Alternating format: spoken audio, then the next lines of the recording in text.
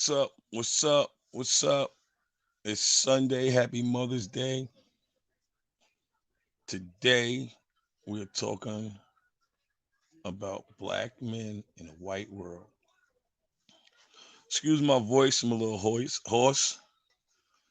I got a special guest today, and we're going to get to the point. We're going to get to what's going on. All right, y'all. So, bear with me. Okay. Hold on. Hold on. Got technical difficulty.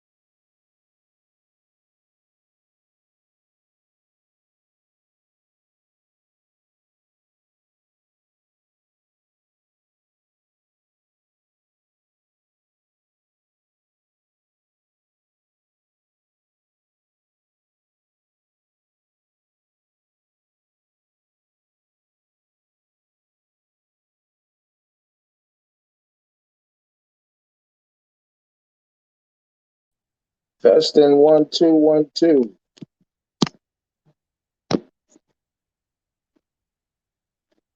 Testing 1 2 1 2.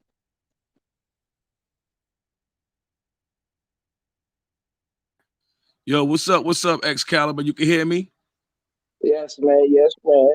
All right, man. A little technical difficulties, but today the show is about black men in the white world.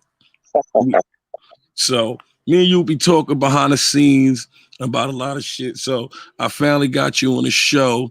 You know what I mean? It took me a minute pulling teeth just to get this guy up here, but he has a solution to some of the things that's going on right now in society, in the hip hop world, in business, in relationships. He said he got all the fucking answers. So we challenge him to help you fix your fucking problems. You know what I mean? So I mean, where you want to start at, Excalibur?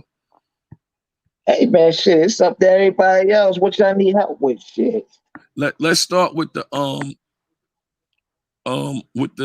picture that you asked me to post with I believe it's DJ Khaled. Let me see that picture. What picture you talking about? I don't forgot. I gotta see that Right. shit again. Give me a second, but Let me see that shit again. while we talk, I'm gonna look up the picture. We it's DJ Khaled, Rowdy Rich, and the baby or baby. Oh yeah, yeah, yeah, yeah, yeah, yeah, yeah. So in the process, give me a second, I'm gonna get that picture. But talk on the subject, what at hand, what you feel about. Oh yeah, I came across that. I was scrolling down my timeline feed, and I came across a picture of Lil Baby, Roddy Rich, and DJ Khaled. And Okay, I'm looking at the picture, and the picture is looking so crazy to me. okay, The man, Lil Baby, I like Lil Baby. I like his music. I've been listening to him since he was on that thing with Moneybag Yo, that first song. You okay. know what I mean? I like the music, but hip hop is changing these guys' character, man. When that guy first came out, he would be upset if he seen that picture of himself today. Mm, damn. So you saying it's safe to say he's not the same person anymore? Man, What do you feel changed him? hip hop changed. People be wanting to get in hip hop, and they be and fame, and the big record companies, and actually all the white men behind the scenes actually topic of this story. Mm-hmm. You know what I mean? Majority of these artists is signed to labels. Yeah. Once these guys get signed to labels, the label has an image to protect. The label has it in contract a stylist for these guys. So now these guys, and usually the stylist is hopefully I can say this. Usually the stylist is a member of the LGBTQ community. Okay. Okay. So now you got street rappers with LGBTQ community stylists. And that's why we have the pictures we have of these rappers with some of these weird clothes and the dresses. And they be doing too much all for the dollar bill. Mm. You know what I mean? And at the backs and at the back of it is the white man. Got you. The white man. You know what I mean? Everybody strive to be like the white man. It seems like black people want to be like white people, and white people want to be like black people. Absolutely. I'm trying to find this picture, but I'm gonna have to go on YouTube and grab it. I hear you. Well, yeah, but that's hip hop in a nutshell, man. That's why they say you either gotta go gay or you gotta get one of your people knocked off. Use that word. You gotta go. Hey, man, I don't know what else. I know. Hold on. I know you're new to the YouTube space, so you got to understand.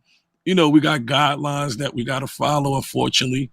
So just address them as the LGBT. All right, well, my bad. Okay, well, you gotta usually to have longevity in the music industry, you gotta subscribe to a lot of questionable things that would challenge a lot of men's manhood. Okay. That should be a lot safer for the network. There you go. It's so crazy that, you know what I mean, you can't even say stuff now. I'm starting to feel like I know how white people feel.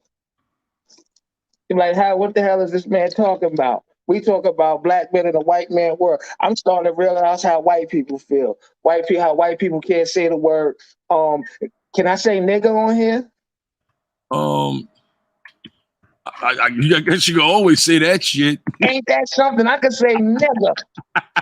I could say nigga a million different ways. We couldn't say that one. I could say nigga shit. Nigga shit. Yeah, ain't nothing happened. Yeah, I could say nigga a million different ways, but I cannot. I cannot. How the hell have we been leapfrogged? I guess they said we got to show some type of power. The world is upside down, man. In this white man world, understand this, okay? Black men in a white man world. If a white man run the world and the white man is run by his white wife, who runs the world? The white woman. Mm. Deep. So that's what we that's kind of who a lot of the problems with in today's society is with the women and the feminists. Okay. You know, I'm bouncing all over the place, but you know what I mean? I'm in organic mode. In organic mode, you know, this thing get the spewing. Yeah, I can't find it. I can't get that picture. But go ahead.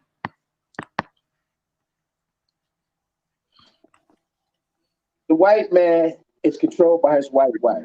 The white man is motivated early to be married sooner than later. You know, and in the African American community, the women hold off on marriage, and so do the men hold off on marriage. It's not really like a necessity. Okay. But in the Caucasian culture, you must. That's why you don't see no president. You can't be a president and be married and not be married. You can't do a lot of things and not be married. You won't be accepted. And marriage. What the hell is marriage? What is marriage in America? Marriage is monogamy. Who the hell does monogamy benefit? A woman. So does marriage. So, this white man's world is, it's a whole ball of twists and turns. You may think the white man is the enemy, but he's being usurped by the word usurper. He's being his authority and his dominion and power is being taken over through deception by his woman. So that's what you're basically saying. So at this point, all right. The problem ain't the white man. The problem is it's not a hold, white man's world. It's a white woman's world. hold on. I mean, we was conversing about how in other countries they don't allow that. So can you break down from Oh, what's yeah. going on? Okay. Hold on. We got to talk one at a time because they're not going to be able to hear us. So can you break down the whole thing with the different cultures and how other women are leaving their cultures to come here? We was talking about that. Can you break that down? Oh yeah, specifically Muslim cultures. A Okay. lot of the Muslim women, because you know what I mean. A lot of Muslim women are looking across the water at the West, the Americas, and seeing how much freedom that the feminists over here have, and how much power that the American woman has, and they're jealous of it. And then when they come over here, they're exposed to so many freedoms that they didn't have in their culture. And the reason they didn't have these freedoms was because of the feminist overload. Look how poison America is due to the usurp male dominant position. The females run the world now. So it's not it's the black man in the white woman's world. Anything under the crown is the white woman's world. Wow. So, a lot of countries, anything that comes from the crown, anything under the crown, America, England, all that stuff. It's ran by women. It's a feminist world. The women run so much. The women run the biggest gang in America. So I remember before we was having a conversation, you were saying something about the that community that they was being ran Yes. by women. Yes, the LGBTQ. The crazy thing about it, when you think of in the old days, we used to have different verbiage for what we did, what we, what we call certain people. I understand the community, they don't like certain words, so I'm not gonna say those words. Yeah. But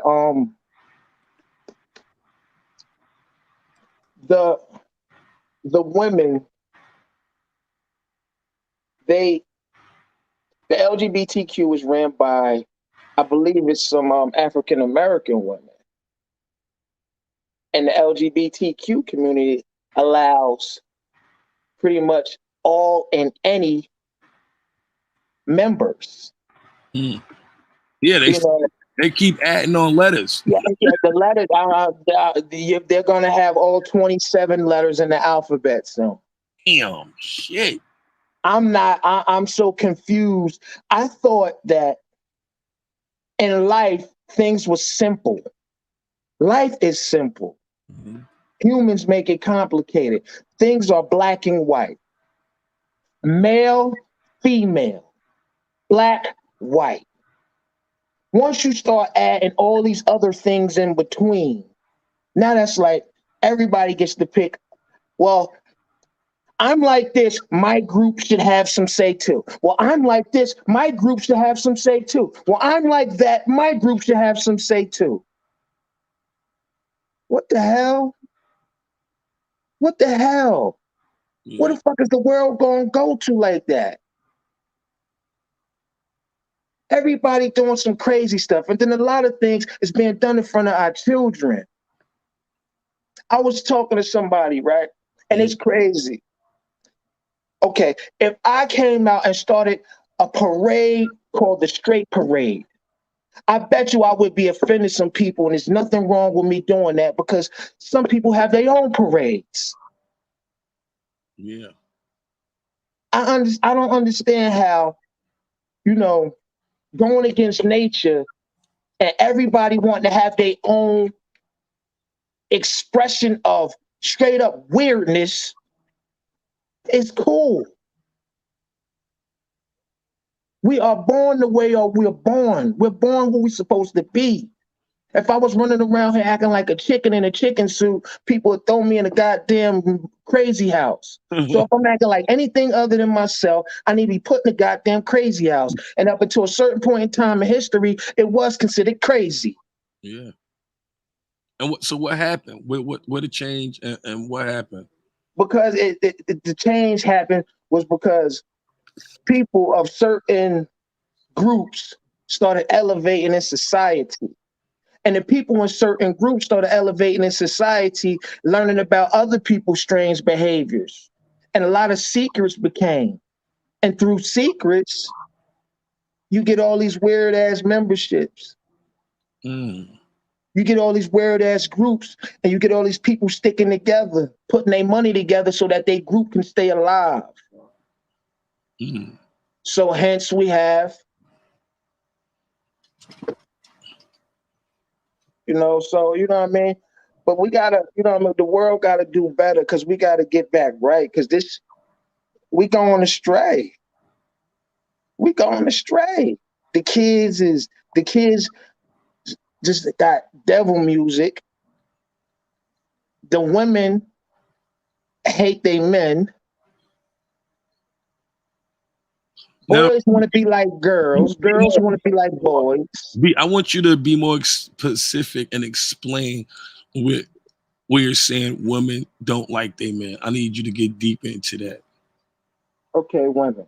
The American woman. The American woman is engineered by monogamy. Monogamy is is like living in a glass house in Iraq during the war. It's gonna come now. It's gonna break. It's gonna break. Mm.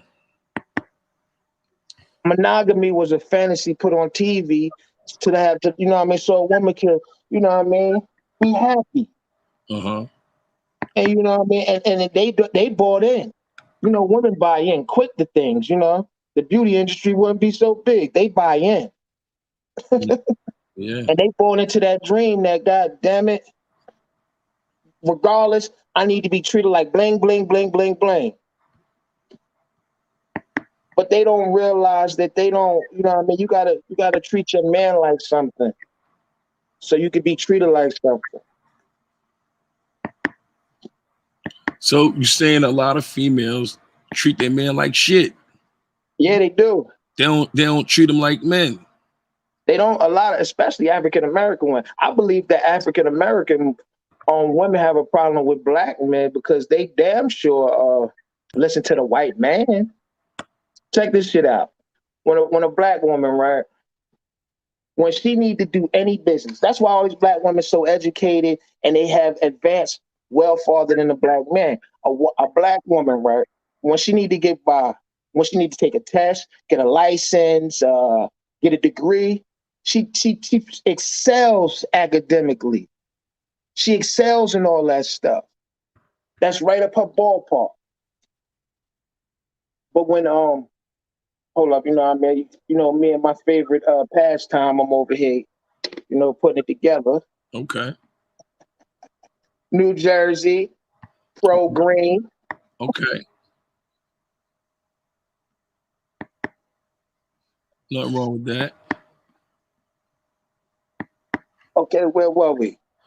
You was talking about the relationships and how Yes, people yes. are treating the relationships. Yeah, back to the black woman and this is some of all love. I mean, I don't want it because I'm like I said, I'm bouncing all over the place. The black woman, Go ahead. We bounce all over. the black woman just, they don't have no respect for the black man. They don't have no respect for the black man for many reasons. I believe they don't have no respect for us because Oh yeah, that's what I was on. Women in the applications, and when a woman got to do something, right? When she got to fill out an application and get something done, uh, car register, her license or whatever. She goes in these different places and she follows directions. When she goes to work, she follows directions. She follows the white man's directions to a T, to the point where she's excelling in life. But soon as she bring her ass home, she don't follow her man directions. She want him to love her, but she don't follow shit. Like she'll fill out her application. They're asking her name. They'll ask her multiple choice questions, A, B, C, or D. She don't fill in her fucking feelings. She pick out of what the hell they give her, and she move on to the next. She don't mark up their page with her goddamn attitude and how she feel about the question and all that shit. But we don't get that same simplicity. Mm. We don't get no simplicity. It's like they just don't want to work with us for nothing. And I don't understand it.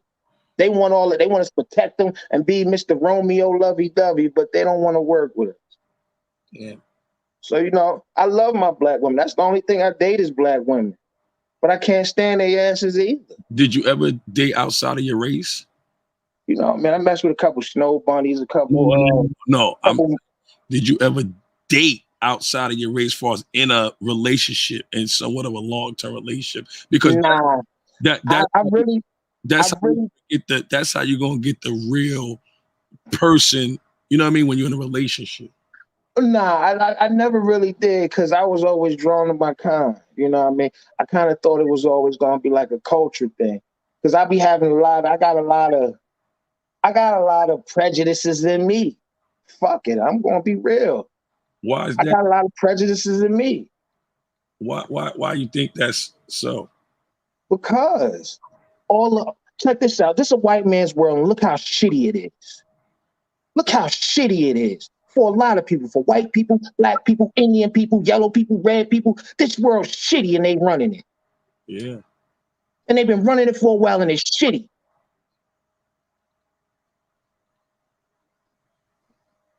That's fucking crazy. You know what I mean? It upsets me.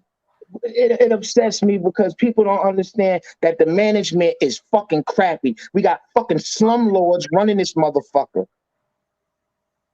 Mm. And they got all this goddamn you got all these different sects. You got Democrats, Republicans, and all this shit. They the same fucking people. Same thing. Even though they're different, they the same people. Same people. They don't fucking get along. What about we was talking about how the feds and the police and they act like they ain't the same gang, but them niggas. Oh shit! Wait a minute. Well, that's America. America is a big ball of bullshit. Okay, the Fed, like, let's go to the New Jersey. New Jersey just made weed legal. New York just made weed legal. New York says you can grow your own weed. New Jersey says you can't grow your own weed. You can sit up here and grow weed and smoke weed in New York. The feds come. You could be sitting next to a New York cop, and they smoking your weed while the FBI come and take you away. So it's like a setup. What the? How the fuck ain't setup? It's a setup. It's a whole big ball of bullshit. They taxing the shit, but it ain't legal. We want the money from y'all bullshit. It's kind of like how they did the drug game. They always wanted the money from the drug game, so they made a war on drugs. Now they want the money from the drug game, so they fake allowing it. Damn. What you doing, man? You got a double thing going on here. Hold on.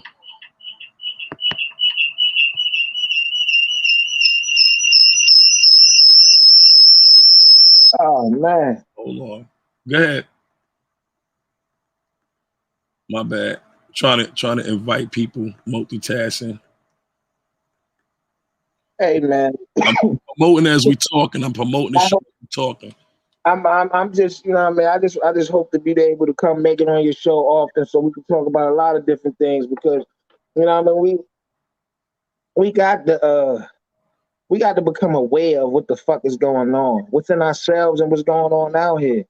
You can't, you know what I mean? You start to tell people certain things and they think you either on some conspiracy theory shit or you trying to change their mind on something.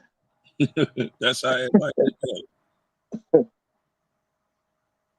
And the world all upside down, man. I just hope it get right one day. As soon as the white man ain't running, I think we'll be all right. I think so too. That's and I believe that. I believe that too. They running this shit into the ground. Everything is a fucking scam. The whole world is a scam now. It's true. Everything's a fucking scam out here. The mortgage, the whole mortgage system, the whole tax system, the whole political system. All of it is a whole bunch of bullshit to keep you distracted and working. Take your ass to work so you can help build these motherfucking companies and keep this whole thing running, but you don't mean shit individually. Mm. The government is made up of a whole bunch of politicians who act like they care about the people. They care about their families and their friends. And they stand on the people's heads and money so they can take care of their families and friends. So that's why the whole political, the Republican, Independent, Democrat, the whole shit is a whole big bullshit. So the black man living in the white man world is really the white woman world, because we're in America and we're under the crown, and it's ran by feminists and the biggest gang in the world, the LGBTQ. Yeah. So, you know what I mean? I can say nigga on here, but I can't say something else. Ain't that a crazy leapfrog? Oh man, that's a crazy leapfrog. that's pure disrespect. How the hell did a black man lose? How did a straight black man lose so much? A straight black strong alpha lose so much. It's disrespect when I look at it. How do we get it? You know what I mean? But that's why the black woman treat us like shit. And the rest of the eyes of the world, the black man is aggressive and stupid. Mm. He's aggressive and stupid. And the rest of the world, the white man is a cunning savage. Let's get them likes up. Get them likes up. So, you know. So, all right. So pretty much, we right here. We talking to Excalibur. We are talking about the white man's world and how we about to take it back. We coming. Yeah, sure gonna take it back. Check this out. The black people are magnetic. We are magnetic. They love everything we do. We are on the TV. Our culture, the way we walk, the way we talk, the way we dance, everything about them is alluring. We have soul. That's the main thing. That's important. That's why we're important. We have soul. Other people lack that. You know what I mean? And, you know, and we're not allergic to the sun, which is a great thing. We were born up here,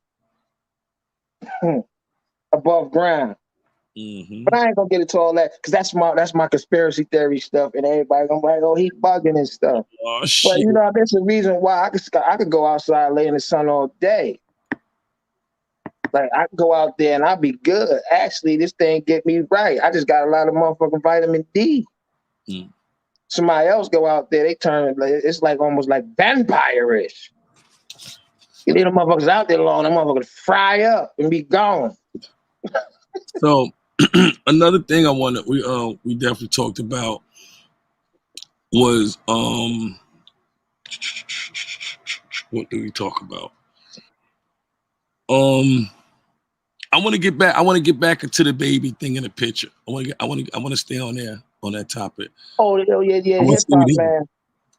I want to stay on hip hop. I want to stay on the whole thing with the hip hop and how it changed. Yeah, hip hop done changed.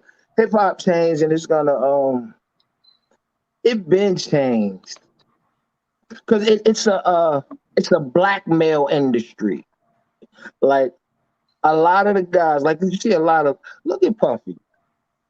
Everybody that came up underneath Puffy never did well after that. Mm. It's because he sucked them dry. Everybody that was on the Bad Boy, it's like he sucked them dry. He used his own people. Puffy a millionaire. Everybody else underneath him made. I don't know who else made it after that. Who else got some money after that? And if they did get some money, they got it on their own, not because he helped them get it. Yeah, yeah.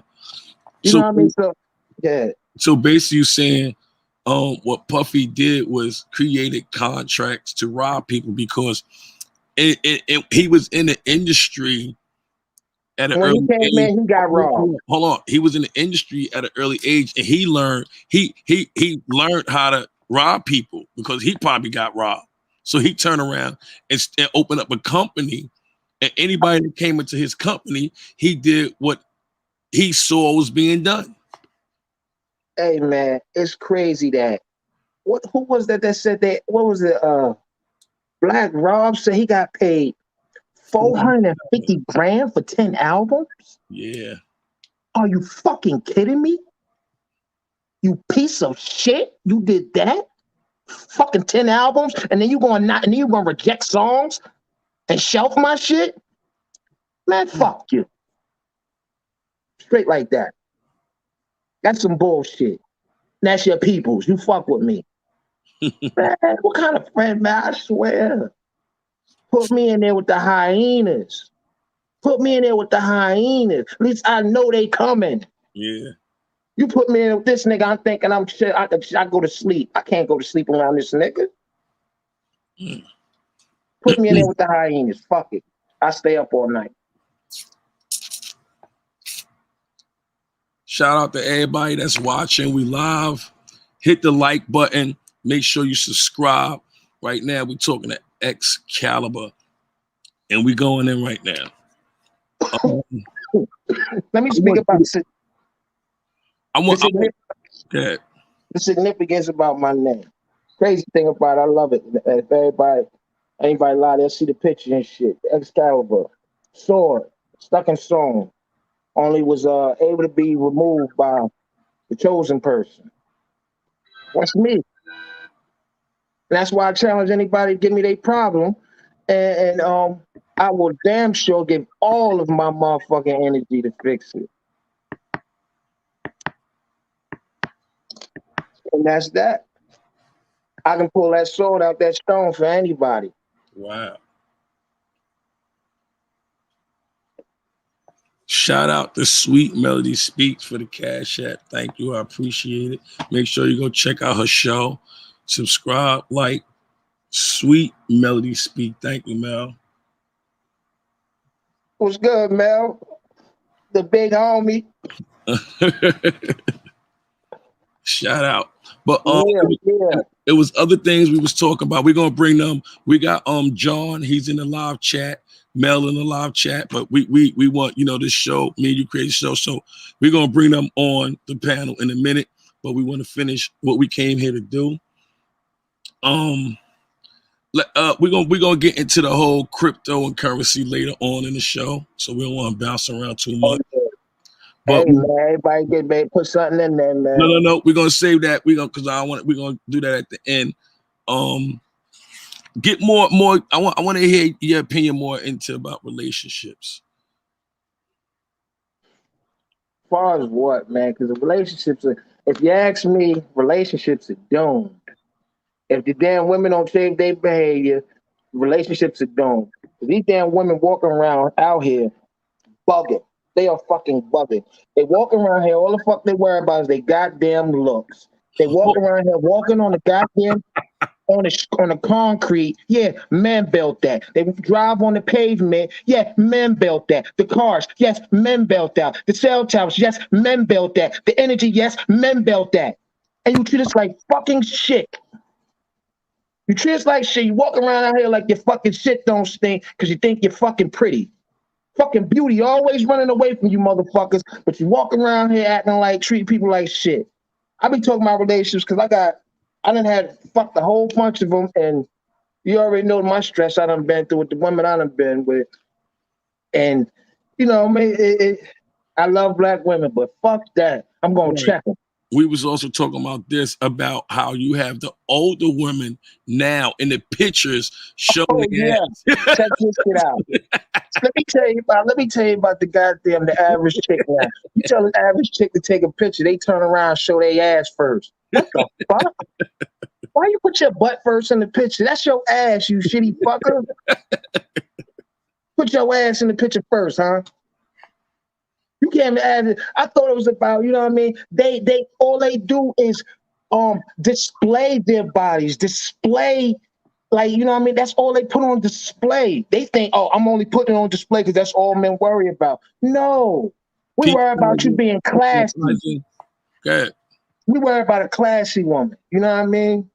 We don't you know what I mean? I done experienced them all. When I was younger, hell yeah, you loved the whore. You know what I mean? As I get older, you want a girl that got more substance. But yeah, man, they treat us like shit, bro.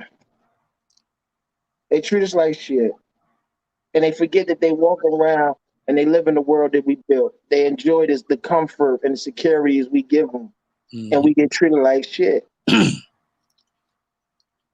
They want you to go out there, stay out there, work all day, come home, be Mr. Motherfucking Romantic, listen to they shit. It's crazy. Oh man. You know, I mean, these are my feelings. I ain't pushing my feelings on no other man. I just tell every other man to sit back and observe women. Observe women and look at their goddamn common tendencies. Look at their common tendencies. And that's all.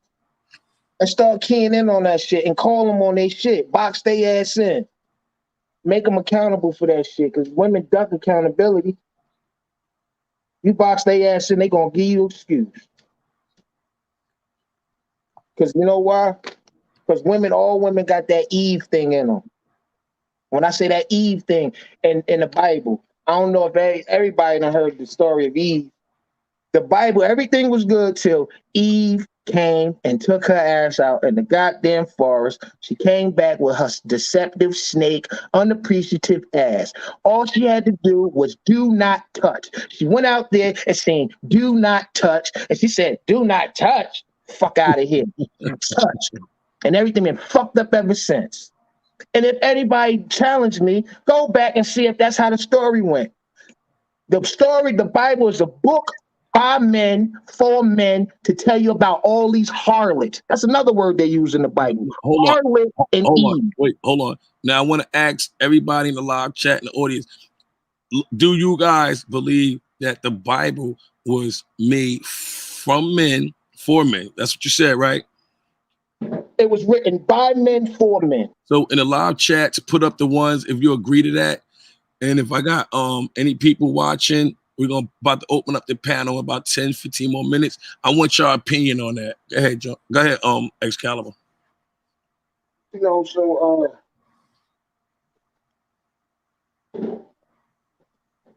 man, I don't want to. I'm telling you, if you're listening to me, you hear a lot of passion in this shit because you know, it's just a fed upness. I'm on my festivity level is on max. It's on max. Because you know what I mean? I got this affect me too. I'm living in this world. I have children in this world. Mm-hmm. You know what I mean? If I'm here and I bring children here, my duty is to try to figure out how to leave this place a better place for them. And this shit just falling to shit. That's because the white man running it. Because he's being ran by his white woman. Look at them. Look at Jeff Bezos. Jeff Bezos just woo-wee. Jeff Bezos. He just came up off a grip. Bill Gates about to come up off a grip. Yeah. Damn. Yeah. It seemed like they fine with it. Hey man, listen. They fine with it because shit, they still sitting pretty.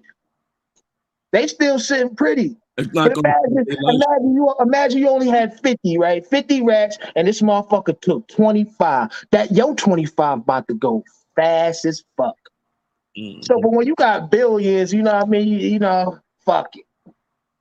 But if you got thousands and millions, you know what I mean? It start the lower you go, the more that shit you feel.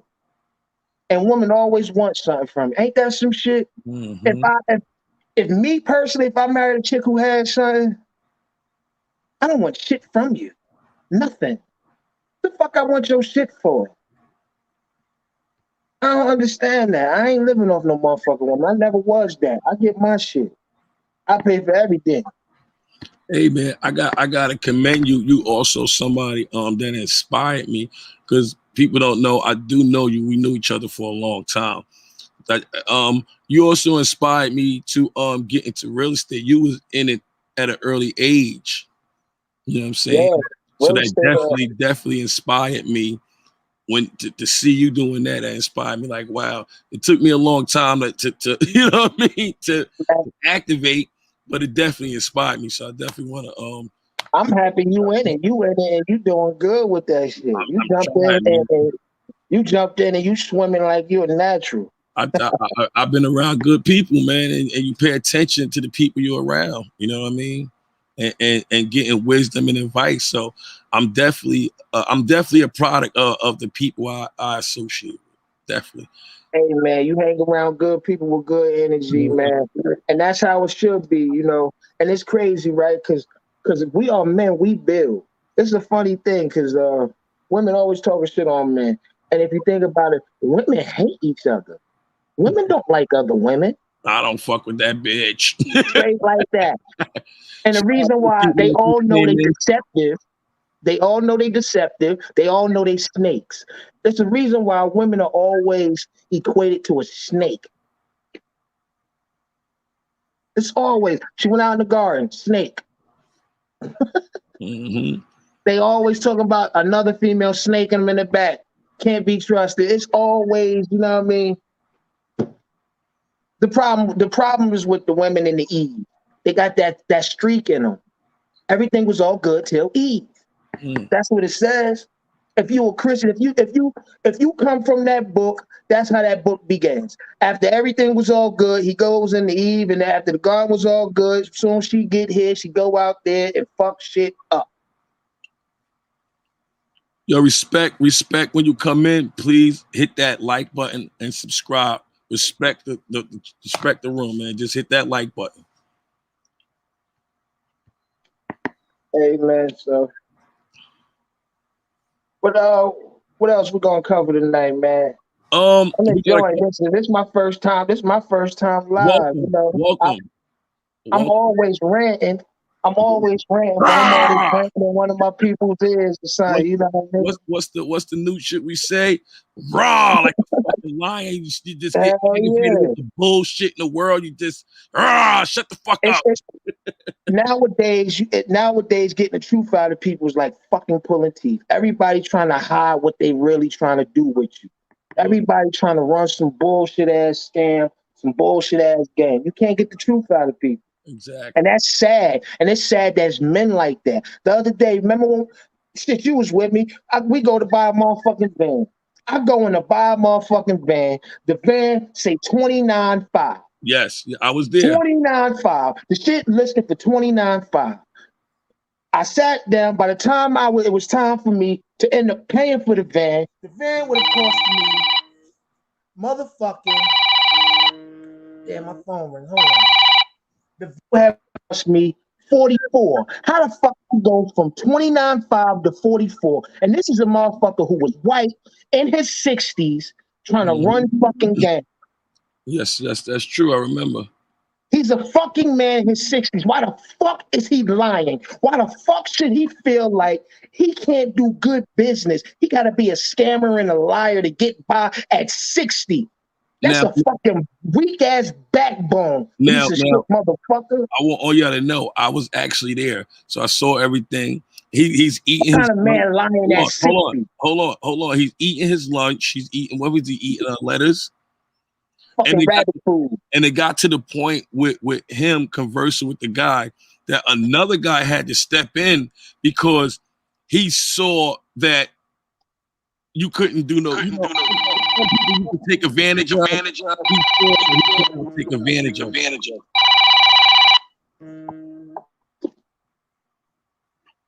Yeah. All right, we're gonna mute him out real quick. Shout out to everybody in the panel. Shout out to Sweet Melody Speak. Sweet Melody Speak, what's up? Check out her page. Shout out to Eisen. Eisen, what up? Check out his page. Drop your link in the live chat. Shout out to John. He in the live chat. We're gonna get him his page up and running right now. We're gonna touch on what we're doing, and we're gonna figure it out. You still on the phone? Now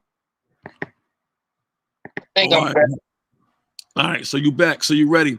All right. Ladies and gentlemen, it's a lot of stuff we ain't even touch on. Me and him gonna do another show. We're gonna get more organized with it. But Hey man, I really want people to come in here and see if I could pull the sword out the stone. Come in here and leave your problems here with me, and I will solve them. What kind of problem? What kind of issue? You got a problem with your boyfriend? You got a problem with your mother? You got a problem with your kid? Got a problem with your boss? Got a problem with your neighbor? Your dog ain't listening. hey, I want you to explain this. I don't know if you want to bring that up with the Xbox. Can you use that? Use that. Oh yeah, my damn son, my son in the Xbox. Now, hold on. Now, see, this is me and him had a disagreement, but this is still how some men should father their kids. You know what I mean? Okay. Go ahead. My son in the Xbox. I'm going to tell you the story of my son in the Xbox. Then I'm going to tell you another story afterwards. My son, the Xbox and Fortnite has poisoned him. When I give him money, he puts it in the game. It got what? It has poisoned him. Okay. When I give him money, he puts it in the game. All his time goes to the game. When he's supposed to be doing shit that he need to do to handle his business, he's playing the fucking game. So I destroy the game. So you was wondering, like, why the fuck you destroy his game? Fuck the game. The game is like a termite, and it's black eating hole, a black hole. No, it's a termite. I'm going to use that as for instance. The game is a termite, and it's eating away at the foundation of my fucking son. It's causing him not to be productive in his fucking life. So before I let this termite of a fucking Xbox Fortnite game fuck up the foundation of my son, I will destroy it. And I will destroy anything else that's going to fuck up the foundation of my son and my kids. Fuck that. And that's that. That's that.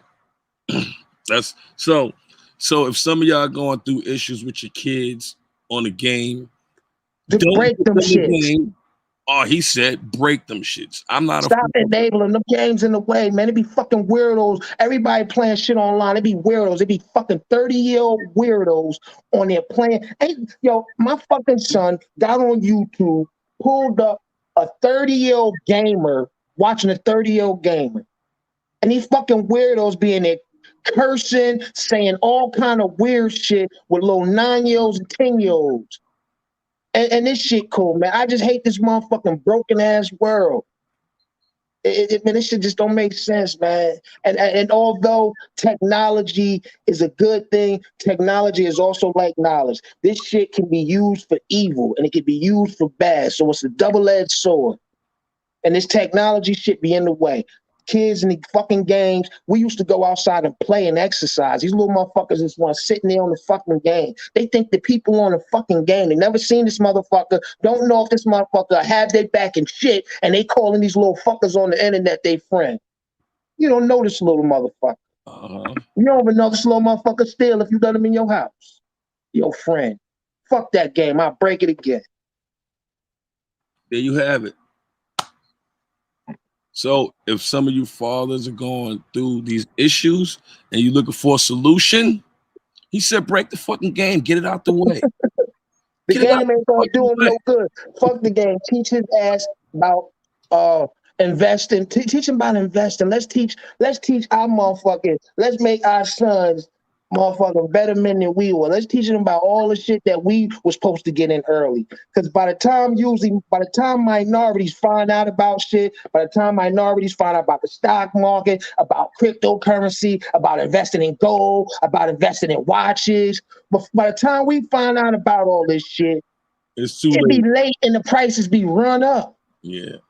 You know what I mean? We always get into the game late. While the damn white man running the world who fucking it up, been there. He already there setting the market and we getting to the table late. But everybody, I want y'all to start investing in all this shit. Like I said, watches, cryptocurrency, stocks. The stock market shitty right now, but cryptocurrency popping. But be careful because it's fucking volatile. But you know what I mean? You can make money, but and that's that. That's that. So for y'all out there looking, if you didn't know, now you know. Definitely start investing into cryptocurrency. Stop And leaving your watches. money. Stop leaving your money in the bank because there's no interest. Hell no. Fuck the bank. Invest your money. Put that money to life. When that shit sitting in the bank is dead, put that shit to life. And the easiest way to get, I want to tell everybody online, I hope everybody hear this shit and take it and run with it. Get an LLC, get a Sprinter van, and start an expediting company. You can use a regular license and you can motherfucking make 2,500 to fucking 5,000 a week. Straight like that. You hear that? It got the solution. Need some help with credit too? I ain't even gonna sell it to you like the rest of these motherfuckers. Everybody always want to sell some shit to you. They come on here, want you to like and subscribe and do all this goofy shit, then they start selling shit. Just like the fucking cracker. So they pick up the wage from the cracker. Because he's Like, you know what I mean? God damn, check this shit out. I want to tell everybody. You know how we make you know how we make America better first? And this is the easiest solution, right? And they will not do it. To start off, if we do this shit, it will it will change America, but they won't do it. Free education up to the age 25 and free healthcare for everybody. that's it. So we about to bring a couple people on the panel. You know what I'm saying? What's going on, guys? What's What's going on, John? Lady Speaks? Hey, what's going on? Um, Nelly Mel, hey, I just want to say, I agree with like almost everything you're saying. The first thing I want to touch on is the feminism part. It seems like mainly black women they want to wear the pants in a relationship instead of being normal like other races. Like when you go overseas, you have the Spanish women, you have the Asian women, you have all other different races. They submit to their men, whereas black women they want to just wear the pants in a relationship. So I do agree with you on that, John. Name is Excalibur. I'm sorry, hey man, John Excalibur. Excalibur. Hey, this my Excalibur. My name John Excalibur is my thing. Hey man, it is what it is. But I feel as though when black women treat us like that is because black women don't respect black men. At all. Now, They why do don't you think? respect. Let me ask you a question, Excalibur. Why do you think that is? Why do you think black women are so disrespectful to black men? Why do you think black women hate black men so much? A lot of black women have problems with black men because of their baby daddies, because of their own fathers, and because of how they was raised, and not the information that was given to them by their mothers and their grandmothers.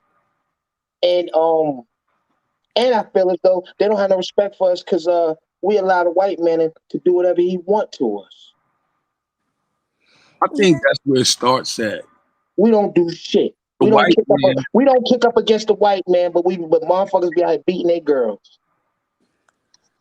We right. don't kick up against the white man, but niggas be beating their girls straight like that. So why would they respect us? But when niggas get shot up and killed, niggas don't ride on the motherfucking police. If motherfuckers rolled on their ass, I bet you a lot of people stop being conscious and be like, you know what, that shit really ain't that important. I'll just sit in the house and be with my family. You know what I mean? But they don't respect us because we don't stand up for ourselves against the white man. Well, every time, check this shit out, because I know I experienced it. My damn baby mothers used to use the goddamn police to control me. Hmm. That's the only motherfucker who could calm me the fuck down. Because when they come, I know it's either sauce. It's sauce. You know what I mean? You Hey see white man, come, you if do I if I want to keep going, they gonna keep going. But if I want to, you know what I mean, do something tomorrow, cool out. it. That's it. So you blame black women's actions on the white man, pretty With much. them lights at No, them. no, no, no, no. I blame the black woman. I say the black woman don't respect the black man because of the black man. She don't respect us because we don't stand up against for ourselves against the white man, but we do against her. And she does. And a lot of black women have been hurt by black men, and a lot of black men have used a lot of black women. So you know what I mean. It's a lot. It's a lot of trauma there, but it's no respect. Point blank. Period. Lack of respect.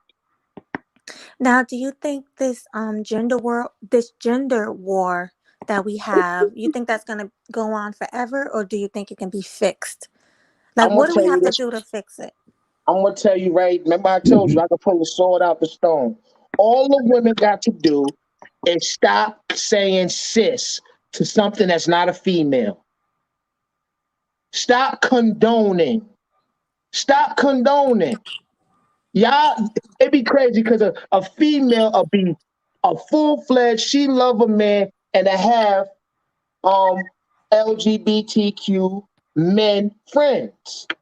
But you know, She, black women, they the face of that LGBT, whatever you call it, the alphabet community. yeah. Black women run it. It's part of feminism. Hey, they use. You gotta understand. They gotta use the black. Hey, check this shit out. Before we call it that, the LGBTQ community, right? They market. They don't market woman on TV. We don't see woman on TV all crazy. We see man on man Facts. everywhere. They pushing man on man. Why the hell they want man on man? They trying to make the alpha male a soft male and build their workforce, they male workforce. How the hell the LGBTQ ran by all women and it ain't no goddamn man up there nowhere? Because if you ask me, a woman or women always been able to play with each other. Women been taking showers with each other. Women been touching each other titties. Women been having sleepovers. Come on, man. Women been very friendly with each other for years.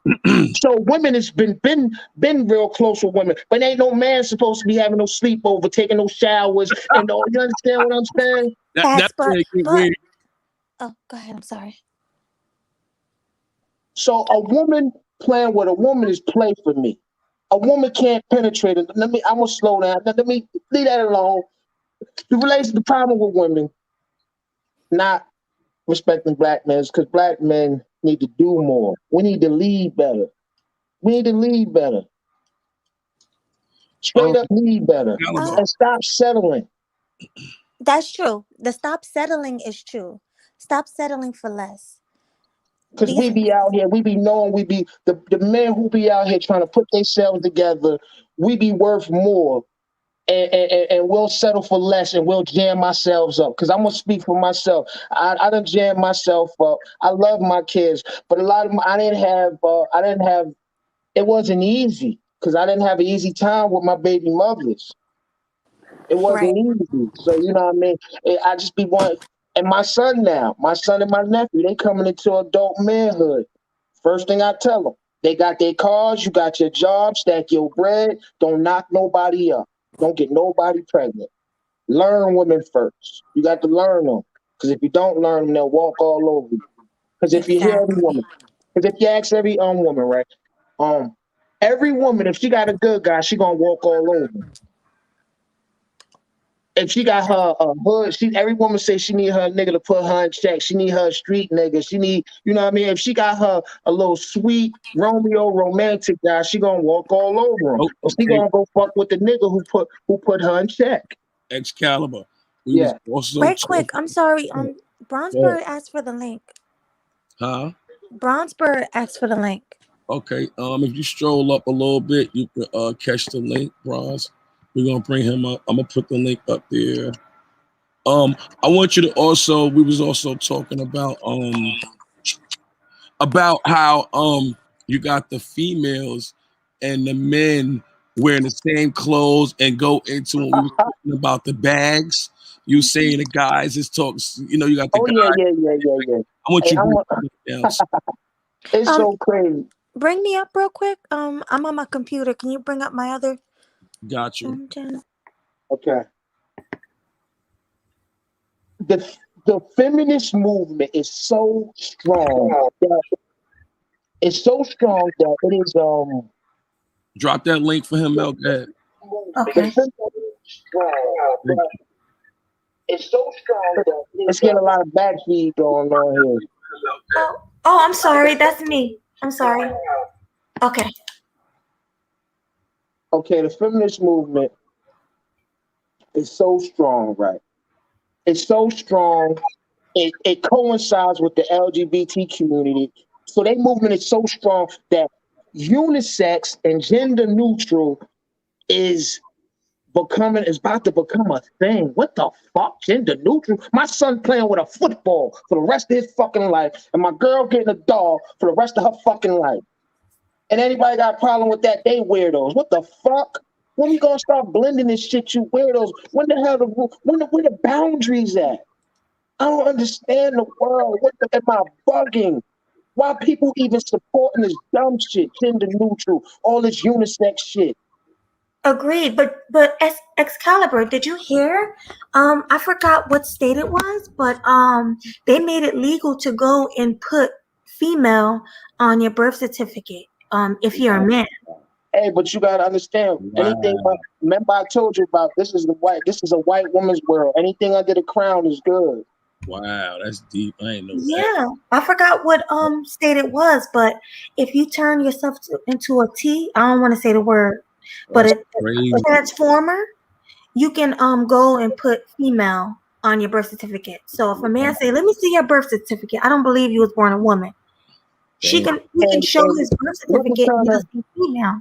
I'm going to tell everybody this. I want everybody to go back and watch it's a movie called The Hunger Games. Go back and watch The Hunger Games and look how weird all the people was at the capital city. That's what the world is coming to. Facts. It's Weirdoville.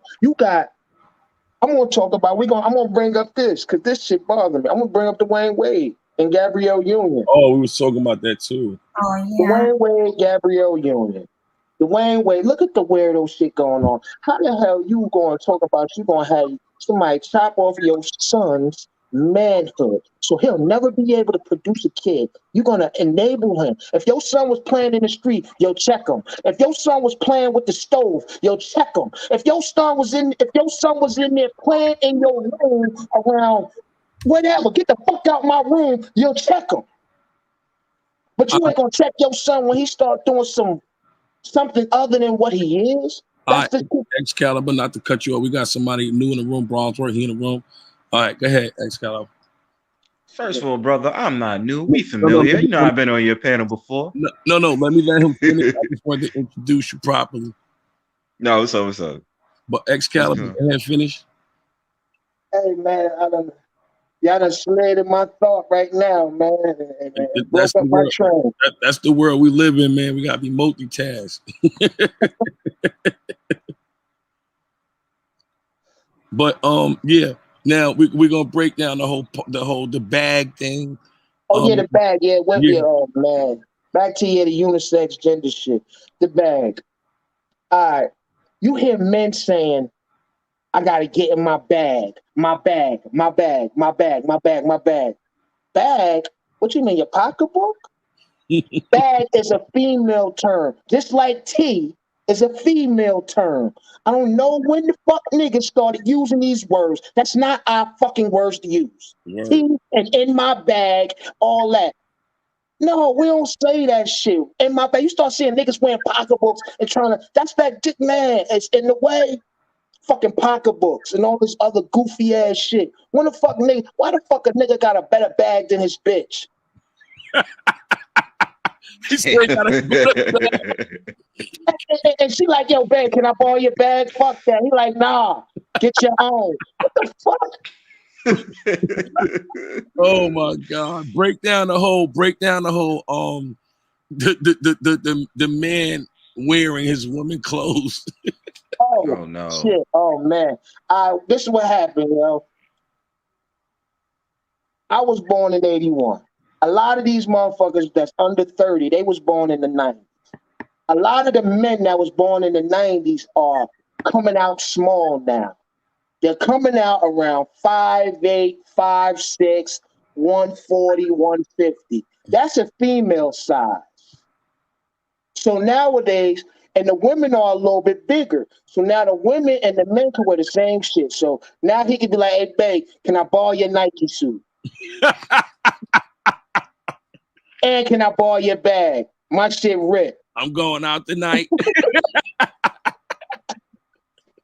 Out here having an outing. Like yo, the world is crazy. You know what I mean?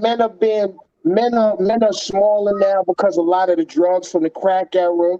You know what I mean? Crack era. Everybody who was getting high in the 80s and the early 90s, they had them 90s babies. And them 90s babies, not all of them, but I'm just saying, but if you look at them, just look at the males that's under 30. They usually in between the heights of 5'9" and 5'2", 130 to 170. These motherfuckers ain't even being, but that's why they act like women. They dancing around, they dancey ass Chris Brown and Marion niggas and shit. And that's why the alpha male is gone. The fucking lion is dying. What's your opinion about Kevin Samuels? What's his name? Kevin Samuels, my man. I fucks with Kev. Because Kev been out for a while. Kev used to, you know what I mean, try to tell men how to get themselves together. Kev was talking about men's fashion, you know what I mean, cologne. All this, but getting back to him now. Kev switched the angle. Kev said, no, I'm gonna go straight at these damn women. As soon as he went at the women, he blew up. But everybody trying to attack Kev now, you know what I mean? They be trying to say Kev beasting or Kev, he's destroying black women. Then after that, they call him a fag and all this LGBTQ guy. Sorry. Yeah, don't say the F word. Yeah, LGBT. You know what I mean? So they now they're trying to slander the man. A lot of women try to slander him because they don't like how he's coming at him, because he's holding them accountable. He's exposing what's been able to get along and get by. Excalibur, I didn't know you was in the manosphere. Why do you keep thinking everybody in the manosphere? We are Melody's used to that. Just because somebody's speaking like a man don't mean that in the man we're men. Listen. What I'm trying to say is Kevin is from the manosphere, and he know about Kevin even before this. And no, he just know about him talking. So he not in the manosphere.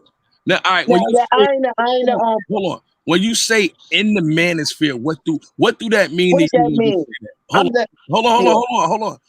Miss Sim, when you say in the manosphere, what do you mean by it? Because when you say you're attaching somebody with something.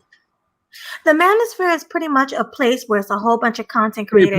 Okay, pause. We are men before we are in that place. So wait, let me finish. We don't have to be in that place to be a man. The manosphere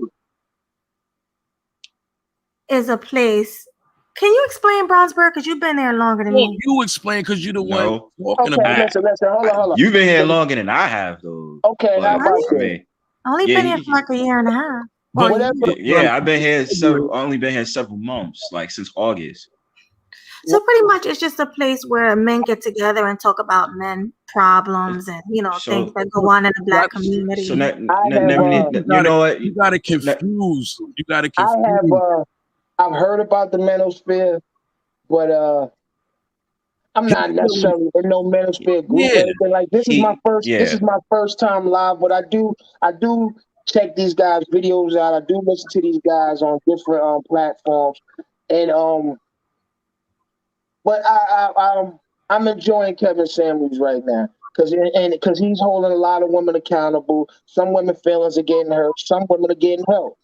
So, you know what I mean? Hopefully all the women out here, especially the black women, because that's who he's really trying to help, because they the ones who have turned their back on the black man and don't understand that they need the black man to survive. Facts. Unless they want the white man, and he running the world. Look how crappy it is. Let Right. me get a These word women in. know too much. They're really entitled. All right, go ahead, Bronzebird. I'm sorry. So I was hearing what you were saying, brother. So this is my thing.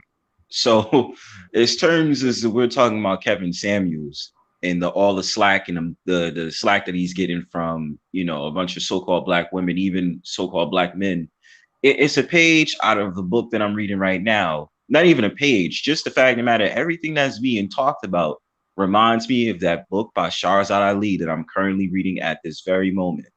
And it starts to be an expression about how the so-called black woman has to find every way to be negative towards the black man.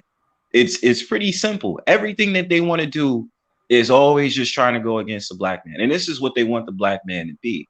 They want the black man to be either what I would call a male feminist, because I don't consider male feminists men. I say that all the time. Anybody who knew me this long knows that I don't consider male feminists men.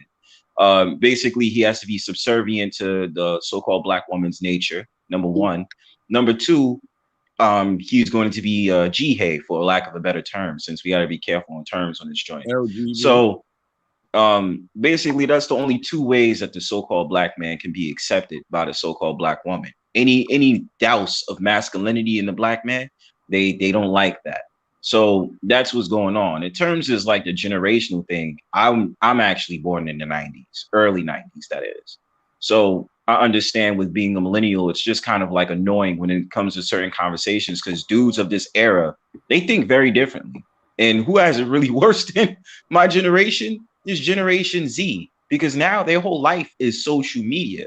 So now a lot of the terms, now they have a lot of these terms, a lot of these different things. They go with a lot of the liberalism talking points. And what you find is with a lot of these dudes, I do see that unisex dressing thing happening. You know what I'm saying? I wouldn't even necessarily base it on height. I would just base it on the fact of the matter, they go along with what the culture they're trying to produce. So now you're seeing these dudes out here walking around looking like Prince from like 1983.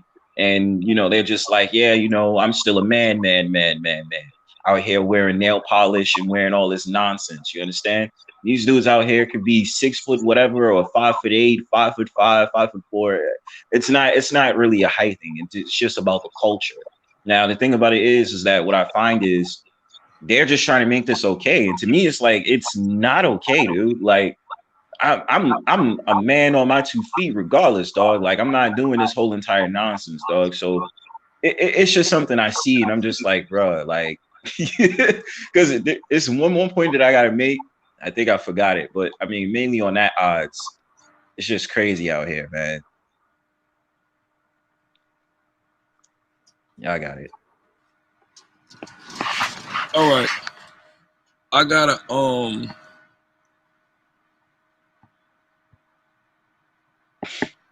right. I got a question for Sweet Melody. Do you feel that when you hear a man talking about Sweet Mel,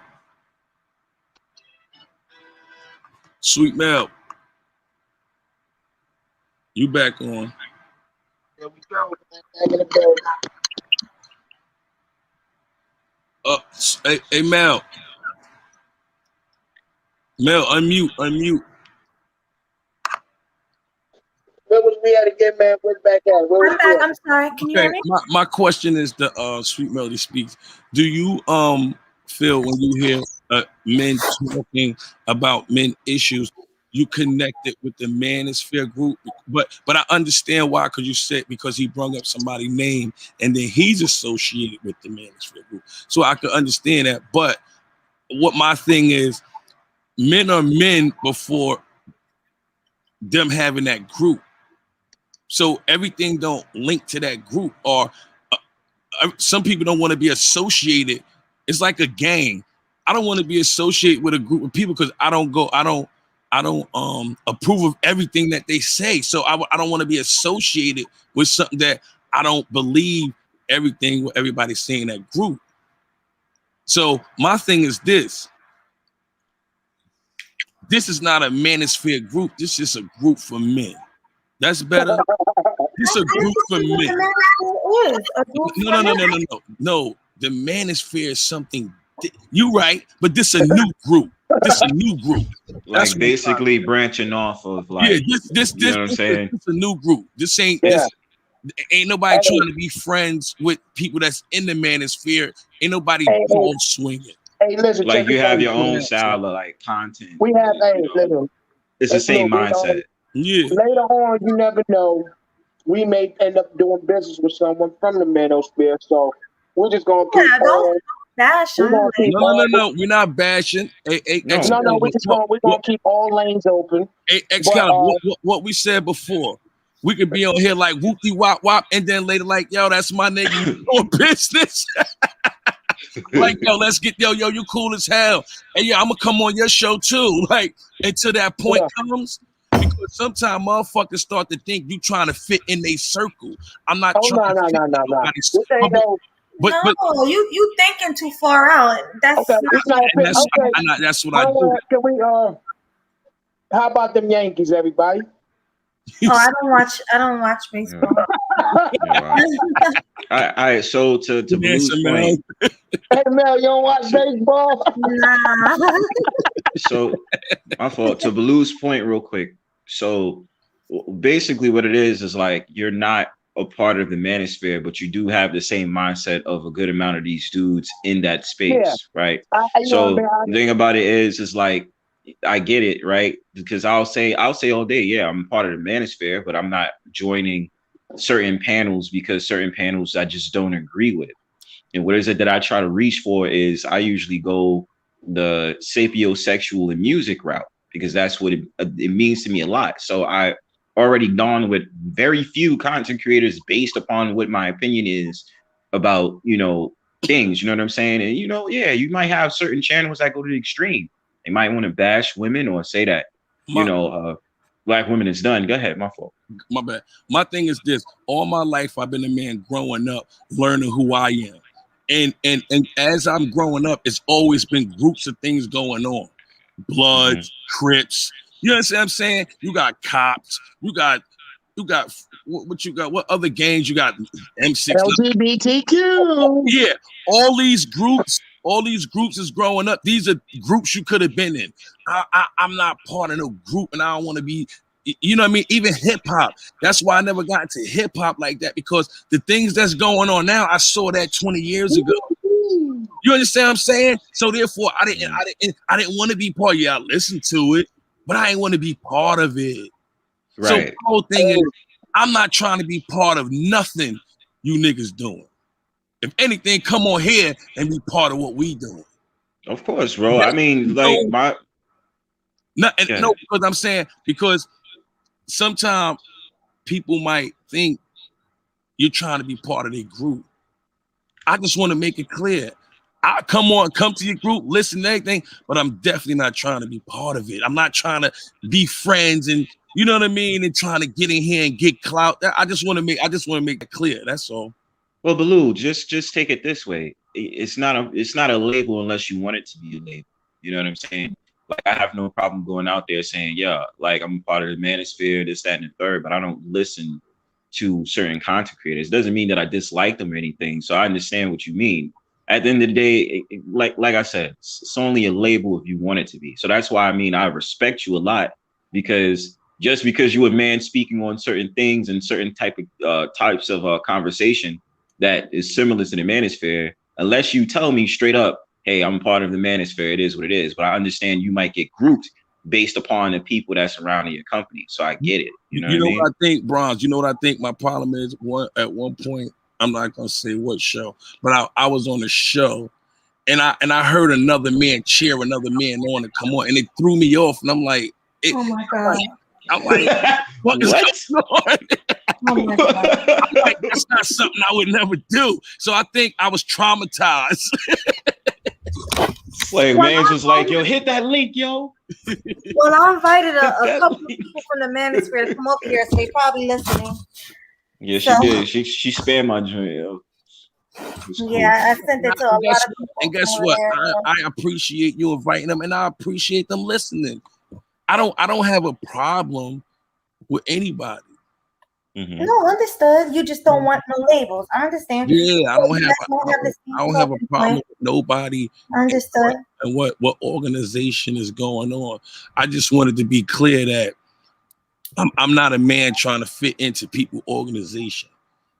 That's just what I want to be clear. Understood. My own plans in life. I know what I want, what I don't want, and I come on here and soak things up. Yes, I do. It's a lot of things that my thing. You know what my thing be? Motherfuckers be talking about a lot of bullshit, not talking about money and getting money.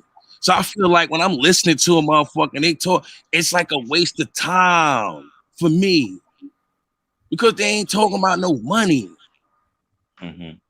So you know what I mean. After a while, it's kind of but see, that's just been me all my life. If it ain't, if the situation, you know, I move on because it ain't, you know, I'm not in the barber shop. I don't even go to barbershops because I don't want to hear the bullshit they talking about. I call, yo, that seat ready, and I go to barbershop, sit down. I don't want to go to barbershop and talk no barbershop talk with nobody. That's just me. That's my character. That's who I am. Same.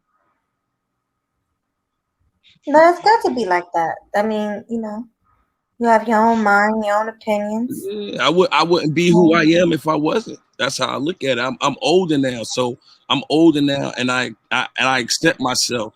Been accepted myself, my character. Like I always say, when you listen too much to someone, you'll start to talk like that person. You'll become you don't even see it and know it. That's why the world is the way it is now, because all this TV and the games. You see what I'm saying? Motherfuckers play games long enough, they start to think they fucking walk around every day in the game. Mm-hmm. You know what I'm saying? I got you. Emulate it. Yeah. Yeah. That's my point. With what I'm saying is I listen to people, but I don't listen to them to the point where you start sounding like them. That make any sense? Total sense. No, it makes a lot of sense. I understand. Excalibur, you there? Yeah, I'm here. Oh, all right, because I know you got 2 pages up here. Yeah. I was gonna say something to Excalibur's point too. Excalibur. Yeah, I'm here. Okay. Go ahead. What you want to say, brother? No, I mean, it was something he said earlier about like maybe I don't want to misquote it, but like, you know, trying to go against the white man, I guess, as a black man. I think a lot of the problems now is usually self-inflicted. In the way that I see the world, yes, the white man is in rulership.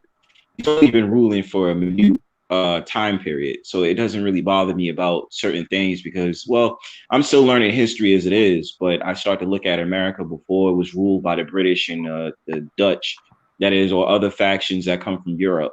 And you start to see a lot of the things that start to go on. Is you want to get into the politics of Moors and the Aboriginal Americans, you know, all these different things. It's like, it's nothing I need to be worried about as terms as like, they've ruled my whole life or whole existence. That's a lie. They haven't ruled that long. But going back to the idea, I think a lot of the problems now is just self-inflicted. The so-called black woman, for instance, she took on the way of liberalism, the westernization. So have all other nations of women, basically. But of course, when we're talking in deeds of the so-called black community, the black woman and said, okay, I'm going to follow this. And this is what it is. It's a strategy of war. When it comes to war, how you defeat the nation is that you trickle the man down, you brainwash the women and children, and that's how it's worked out. So the thing about it is, when I think about this whole entire conversation about the white man this and white man that, white man is not even a faction in my mind. The white man is just like, okay, you're ruling, but I still can get over in your kingdom where I am sitting right now. You understand? And it's just, that's the mindset that I have. I don't really start to think of, I don't even start to think about white men, especially if like they, because if you really think about it, the white man knows exactly what his position is. The black man doesn't. And the thing about it is with black men, that's why I don't get tripped out when they try to put the white man on a pedestal, because everything I see about the white man, he's emulating the black man in more ways than one, and he just don't see it. Especially when you see clowns like, I'm sorry, not clowns, but you see dudes like Chet Hanks. And you see a couple of these white dudes that do all this patois or try to emulate the so-called African American. It just starts to be really funny because it's just like, oh, I'm supposed to be threatened by this guy. Like, I'm not threatened. You know what I'm saying? Like, and everything you learn from us anyway. So why would I really care? Yeah, like your rulership is going to be done soon. So I'm not really concerned. I'm just waiting for it to happen. But your rulership is going to be done. So I have nothing to really fear or feel as if I have to be against the white man. The white man. When I speak about the white man, I speak about the white man in a sense of as he's the landlord right now. He's the landlord right now, and he's a shitty one. Not that he's in he's not in the black man's way of being successful out here anymore. There's plenty of ways to get around that, but nonetheless, he controls the world that we live in and the way it's set up. Like right now, if you was to have a child, you could walk down the street and the other day I was in Times Square and there was a fucking guy, middle of the day, out there butt naked. His name was the Butt Naked Cowboy. Yeah, I remember. Cowboy and his fucking Speedos, not boxers, Speedos, snug as hell, standing out there with a guitar butt naked. And the cops what ain't if I'm doing a shit guy? about it. What if I'm a guy? I'm going to take my son to Times Square because I want to take my daughter to Times Square. My 7-year-old daughter to Times Square. And I got a white guy, the butt naked cowboy, standing out here. He's white. Ain't nobody gonna do shit to him. He's it's his world. Ain't nobody gonna do shit to him. But I can't motherfucker have my little daughter walk down the street. I don't walk around my house in my damn boxes. And I gotta walk outside and have this motherfucker in his Speedos. That's crazy. In this white man world. This is why I hate this. Is why oh man. They're not in the way. They're not in my way of being successful, but they're in the way. I can't. If I let my kid go outside, they control the TV waves. The TV's got my kids. The Xbox got my kid. You understand what I'm saying? So they are in the way, even though they're not. Yes, I could go out here and get a job. I can go out here and start a YouTube channel. Yes, I can go out here and do a lot of different things. But they have structured this world to where it's fucked up and that it's poisoning our kids. And that's the way I feel as though they're in our way. And yes, they are dying out, but they are still in our way.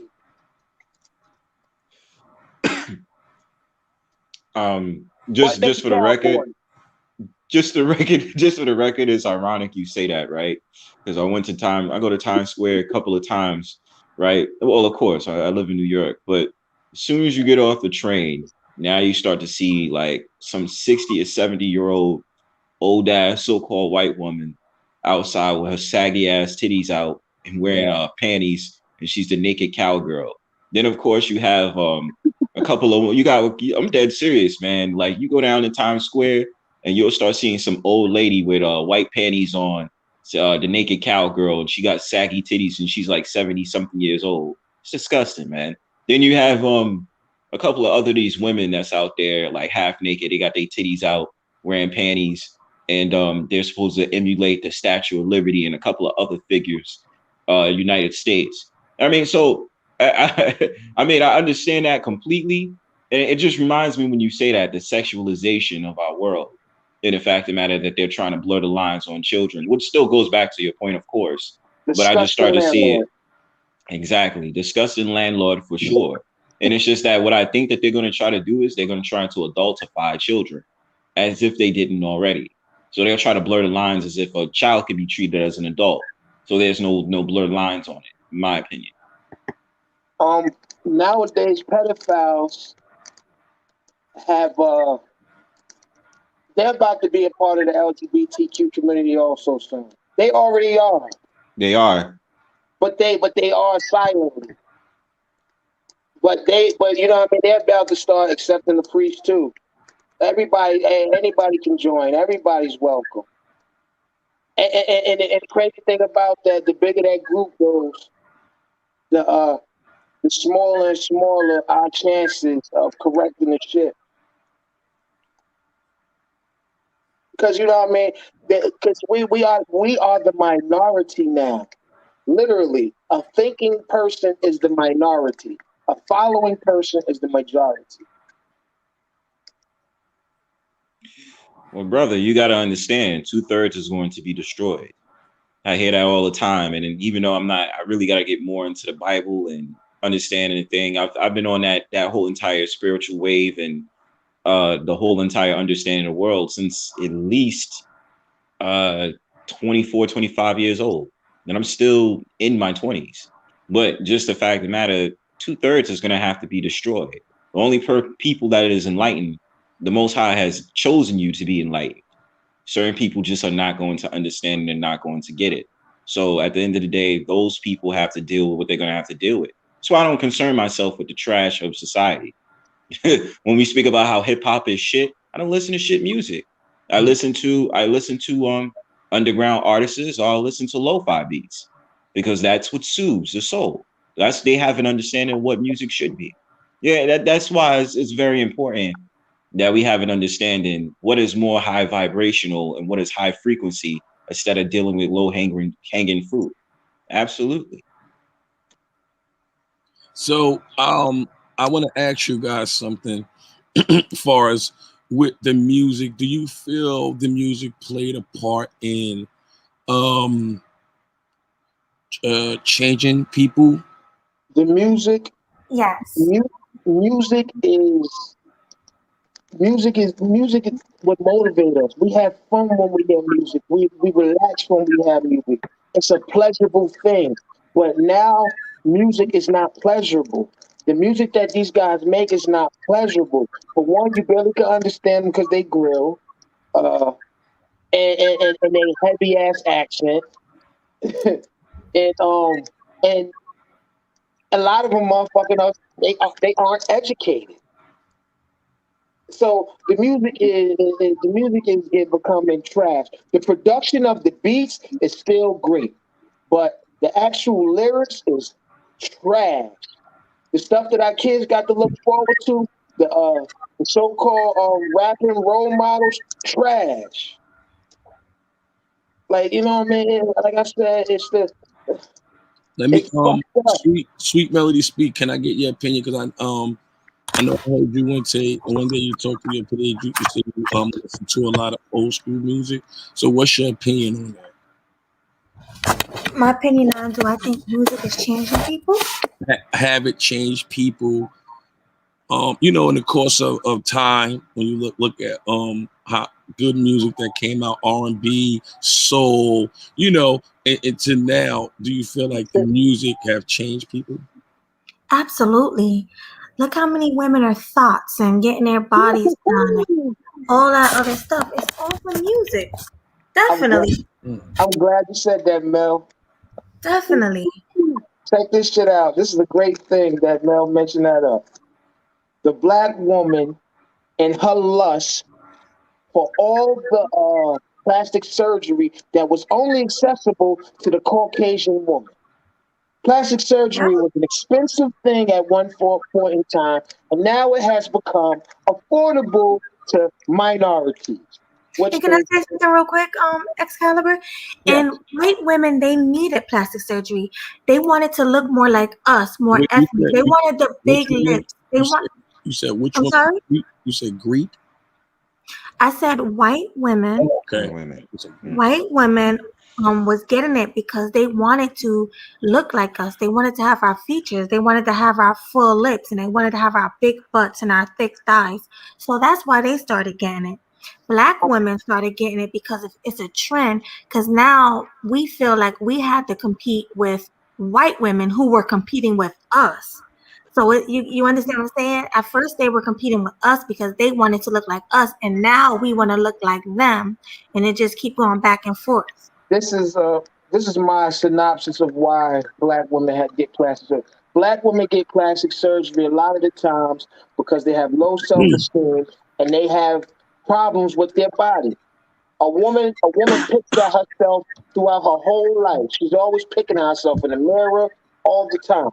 So black women has now had the ability to, when income tax time comes, get her fat transfer or get them titties that's messed up because the baby, she nursed the baby on her. So you know what I mean. Now she's able to fix her body, so now she can feel better about herself. So now she could go out there and turn her nose up and see if she can find her a better nigga than she ever had. Mm-hmm. Yep. And the cycle So continues. I'm gonna say this real quick about the music thing. I think right now the music game, I think is more out there because I just remember history, and when I was in college, we was talking about this as well. You still, well, basically, I always say this. I say this all the time, like very incessantly. I say this. Right now, what you're dealing with the music industry, you're dealing with two programs for the men and women. For the women programming, I call it whore programming, and I think that it might have been mentioned by a fellow YouTuber, but I just say whore programming. And Yeah, then when it has to do with the dudes, it's the gang culture, the yeah. gang program. So the thing about it is that I've been looking at history. This is not the few times you hear about women talking about sex and music. The Harlem Renaissance period, you had a good amount of women that was talking about sex. Even they endorsed what is today the LGBTQ rhetoric back in the 30s. I know a lot of people say Langston Hughes, but it was a couple of other people out there that endorsed that, but it wasn't called the LGBTQ back then. You know, it was just some type of sexual confusion. They didn't understand how to do it. But then there are songs, they had problems. There's always, when it comes to generations, there's always disagreements. Because even back in like maybe the early 1900s, not the late 1800s, early 1900s, you had people that would sit up there talking about they're playing devil's music and all that other stuff, and they had disagree with it. So now today it's just full on blown programming, in my opinion, where women are Definitely. being changed to think that by having this type of sexual liberation, whether it be through the feminism umbrella, that is just acceptable. And kids do get sucked into it because that also comes with a part of parenting. Yep. Because mothers, it seems as if mothers, because it seems like they're endorsing single motherhood. Number one, they are, Yes. right? And the thing about it is that they're endorsing this, so they're not teaching their children what is appropriate and what is not appropriate. They're having their daughters sitting up there twerking at parties and Mm-hmm. just thinking this is okay and get it. And then the boys is coming behind the girl and, they're just dancing provocatively. That's a sexual innuendo. And we all know it. Now, I mean, like I understood the dances and stuff like that, like when I was like 12 or 13 years old. You know what I'm saying? Not when I was 6 or 7 years old. Yes, I had an idea that a lot of these songs were a very sexual type of meaning, but I didn't understand what it meant back then. You know what I mean? Because I wasn't really, you know what I'm saying? Let's not like, my own mother was like, oh yeah, this is what it means.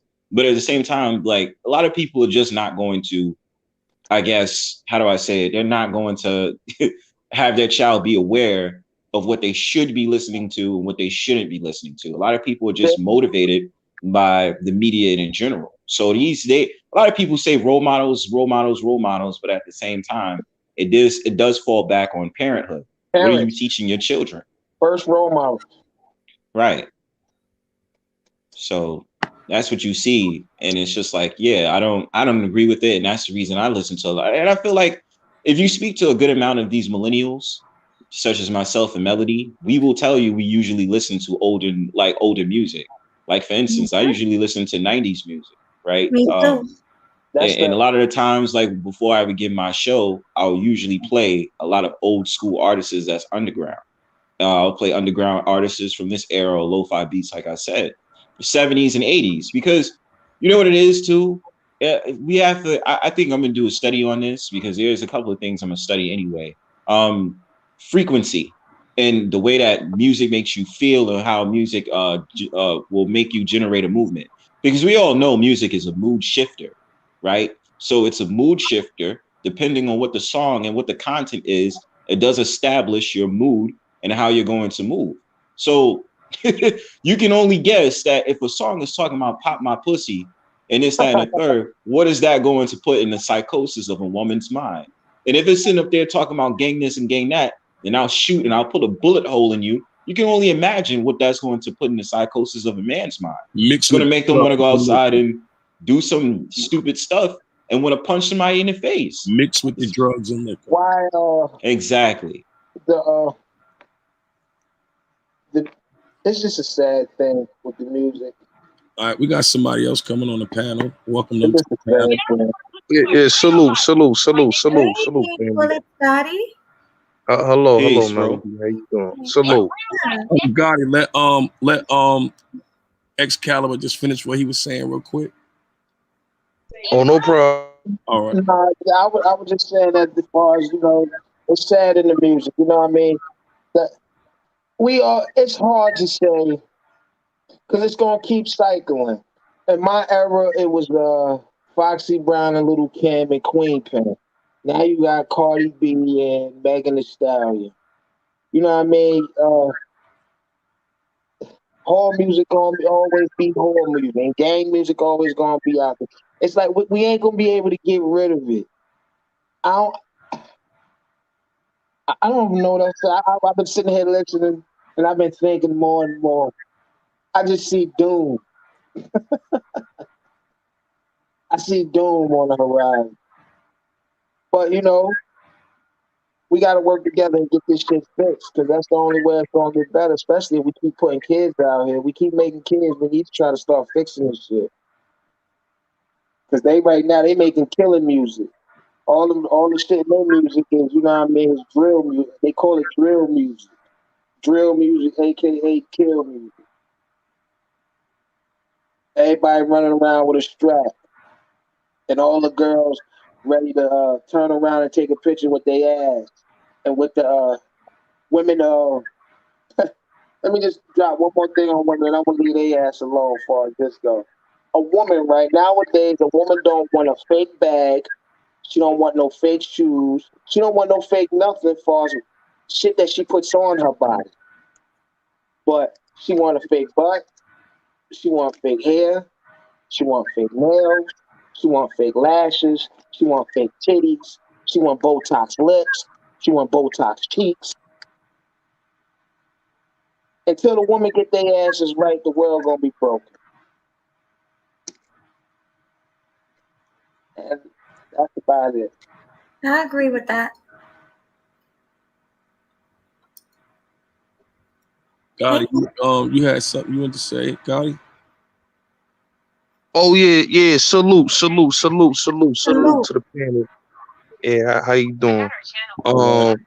I heard the homie talking about the the music, and the rap game today is dead in the words of Nas, man. It's all over the place.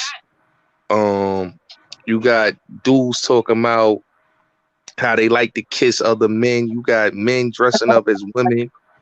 I was watching a video the other day about some rapper from Brooklyn. He talking about, it's cool to be gay, in a song. You got, dudes talking about smoking on dead ops. I mean, like I said, the music is dying because, people became commercial. The record execs took over the rap game, and like I said, rappers don't own a likeness. They don't own their image. You know what I'm saying? That's why these dudes is dying broke. You know what I'm saying? Everybody that you look at as a millionaire, billionaire rapper is owned by these record companies.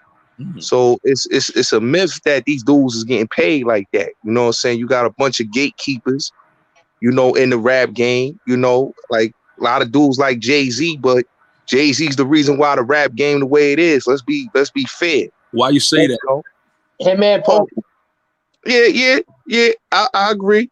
But you know, Jay-Z, why I say Jay-Z, because you know, if you really look at it, man, Jay-Z, when he did Blueprint 3, man, and you watch some of the imagery of the videos that he was doing, like Run This Town and on to the next one. Now, Like all that saying, where you huh? from, Gotti, if your mommy asking?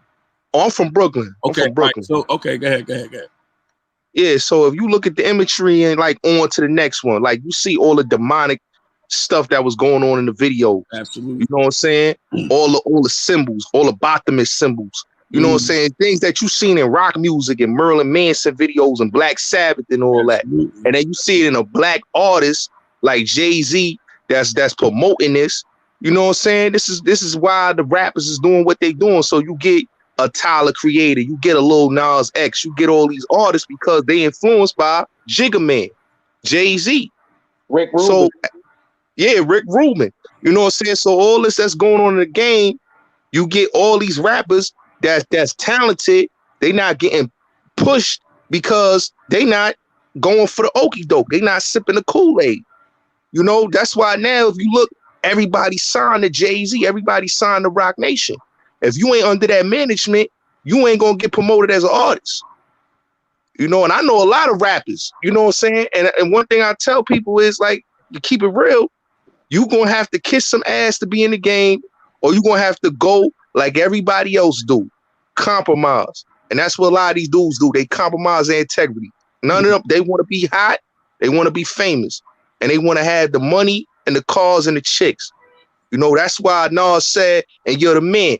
All that stuff poison a rap star. The money, the diamonds, the girls, the fast cars, that poison all these rappers. All these dudes is broke because they want all that money and fame and materialism. Yeah, continue, brother. Oh, no. You go. I just wanted to say that. No, that's what I said. Continue. You was on the ball. I ain't wanted to stop. Oh, okay. Hey, Yeah. Hey, Bullets. The thing was, you had said something and it triggered something in me. When we're gonna talk about this later. When we're gonna talk about the gold and diamonds and how they promote more of the diamonds, and the diamonds are not worth nothing. Yeah. When you put your money into the gold and it holds more value. That's why you had triggered something when you said that. Yeah. I was gonna respond to Bullets too. Piggyback off of what Bullets said, if y'all don't mind. Yeah, you can respond. I'll mute up. I agree with you, right? My thing about it is a lot of like what you see in the media when they flash all that money. I remember an interview that Kodak Black did, and Kodak Black was like, "Yo, when I put the money in the video, or I had the money on the IG Live, that wasn't real money. They gave me that money." A lot of times, why you see these rappers go broke is because they don't own their masters. They don't like Bullets Golly said, they don't own their image. And a lot of times what they have to do is, because I study music business, of course, like actually bought a book, like, and what it is that what they have to do is their music usually don't sell because they're going by cents. You know what I'm saying? They're not going by dollars. So they have to hope that when they go to these concerts that they sell enough tickets in order to pay for their actual loans, because that's what it is being a music artist. You're actually on a loan.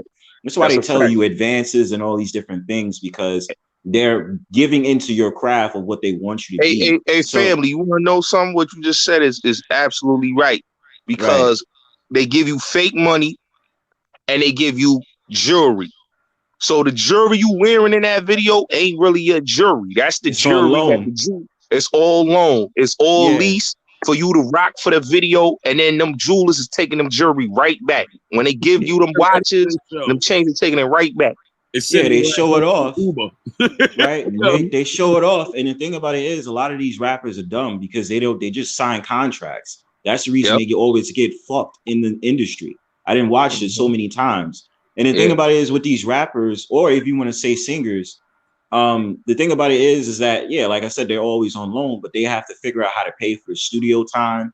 Let's say if they go out to a restaurant, how to pay for that, and all these other things they have to put within their budget as being an artist. And you don't just get a deal for one album.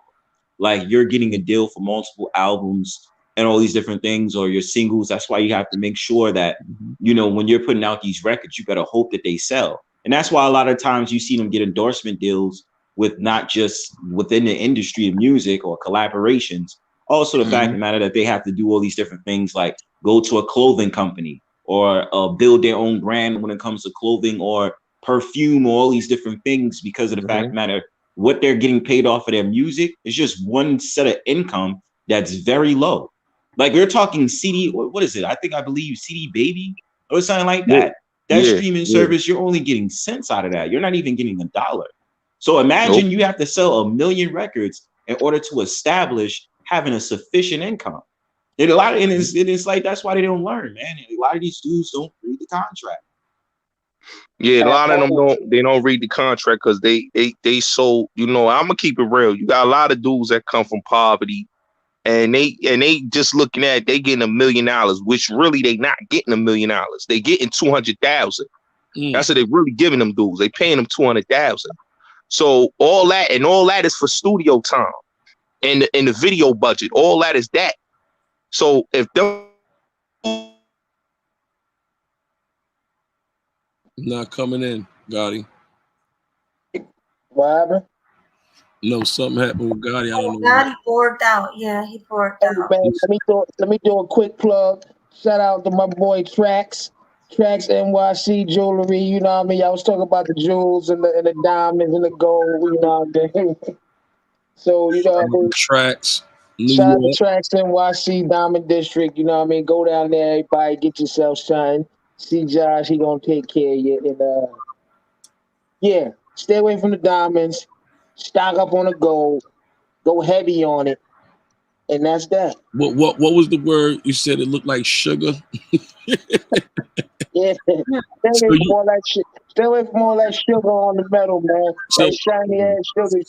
So basically, what you have going on now, guys, they're using the rap. See, this is how you inflate the money, also, and you get the money out of people that they're holding on and they save.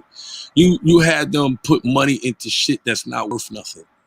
So they buying all this shiny shit. You see, even I'll be wanting some fucking shiny shit. I'm like, oh, that shit's fucking shiny. I want that shit on my neck. But guess what? Once I put it on my neck and I make that purchase, it's worth nothing, just like a vehicle. Whereas by the gold holds value. Your money's still there and it's always there. The fucking shiny sugar, you just wasted your money for a shiny moment. It's actually glass on their neck. That's what a lot of them don't know. It's actually glass. Jacob used to get them glass. A lot of dudes ain't even know that. That's great. We just gotta keep talking about things, and we gotta keep conversating with each other and not beefing with each other, and keep building each other. And that's the only way we gonna get out of it. Shit, man. We got a scrappy landlord, and okay, I want to ask y'all something. Is it safe to say that YouTube and some of the technology, the way we can communicate with each other, is it a good thing? It is a good thing, but it's a good thing depending on how we use it, because now we can more interact with each other and talk about certain things, put each other on more quicker and faster, as opposed to seeing each other at an event. Or, you know what I mean, out in public, you can't really hold these conversations about serious things that's going on in the world. Hey, man, YouTube is a great platform. It's the technology era anyway. So, you know what I mean? It's a great platform, but like I said earlier, everything can be used as a double-edged sword. You got a lot of weirdos on here spreading a lot of bullshit. You got a lot of crazy things. But YouTube is a great platform, and I'm happy for it because shit, it's gonna help a lot of people make money, you know? And they can get a lot of people who just got a camera or a little cell phone, and got a few things to say to help them, make to the next step. I mean, you got people on here making money just putting a camera on them and chewing bubble gum, and like, and they got like millions of views. Like, it's so crazy what Hey, people. all you gotta do is, I say, if you get you a girl, if you and your girl to come to an agreement, I feel bad for saying it, but hey, man, use her sexuality to get y'all where y'all need to be. Like, fuck all that. Do that. I ain't going front. I seen a lot of dudes do that. You know what I mean? Sell. But you gotta keep a rein on her, because a woman in attention. As soon as she start getting that attention, it start getting going in her head. She just need the proper manager, and I think everything will be all right. Because that's why the black woman, and the black man need to get ahead and start working together, so we can get ahead and get ahead.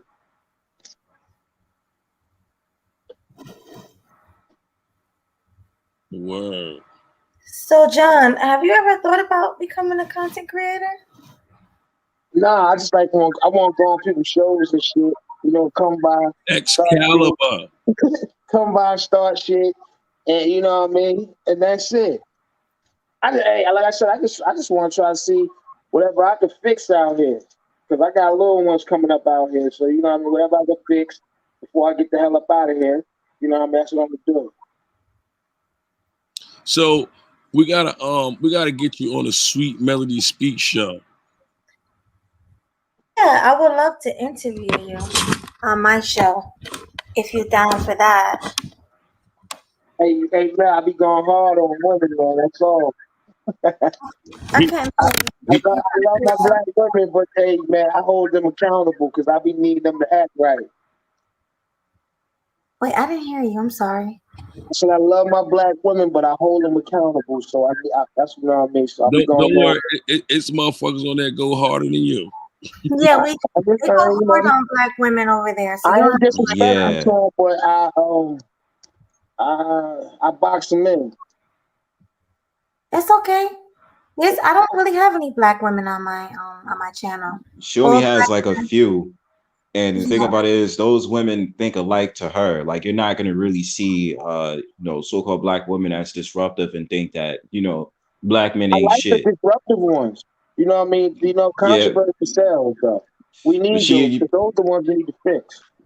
I mean, we could wish for it, but it's you just it's just as I don't know, Melody's vibes. You're just not gonna find it there. Like you're just not gonna find it there for some odd reason. I mean, hey, we all like a little bit of fuckery, of course we do. But with Melody, you just don't find it there. You just not. I love the kumbaya shit, but we got, we gotta get we gotta get these problem makers out here. We gotta get them in the motherfucking room and in the conversation, so they can add their little 2 cents, so we can see how the fuck they thinking, and they coming up with the bullshit they coming up with, so we could sit back and think tank and fix that shit. Well, I'm sure they're watching. I mean, I remember I had somebody come on the panel trying to argue with me. So they're out there. And like the feminist movement is strong. Once you start talking about women, once a lot more ears get to this shit, you see how Kevin Samuels is. Once we talk about women, once a lot more ears get to it, and females start hearing about it, they gonna latch on. Oh, definitely. Women buy anything. Shit, you can put a wig on a pig. Yeah, I agree 100%. Kevin already saved a lot of women. He said it himself. So I believe so, because if they didn't want to be saved, they wouldn't want through the measure. Look how they come up on. Look how they go on that man's show. They be sitting and they be waiting to get reamed. He said reamed. Kevin, read me my rights. Bullets, how do you feel about Kevin? Gotti? He on mute. Hey, everybody got up out of here, man. No, they still here. Hey, Sometimes people be multitasking, so they put it on mute so they don't be in the background talking. Yeah. Hey man, like I want this show to keep growing, man. Hey, Blue, I'll come on both y'all shows, man. I'll come on your show because I like Absolutely. to. We need you on the show because you have a voice, you got I, opinion, lo- you got experience. I love the. You know what I mean? I love the. I love the verbal jousting. Yeah, I wish like you know what I mean. We could get more people in here, so we could get more ideas and more perspectives, so we can all collaborate and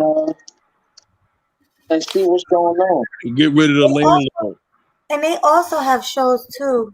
Excalibur, Bronzebird and Gotti. They also have shows. Can y'all drop y'all link in there too? Um, Because I definitely would like to add myself, subscribe to you guys' show and check y'all show out. So when y'all get it, Damn, son, the link. I'm on my Oh, phone. oh yeah, But like, definitely, if you, definitely support.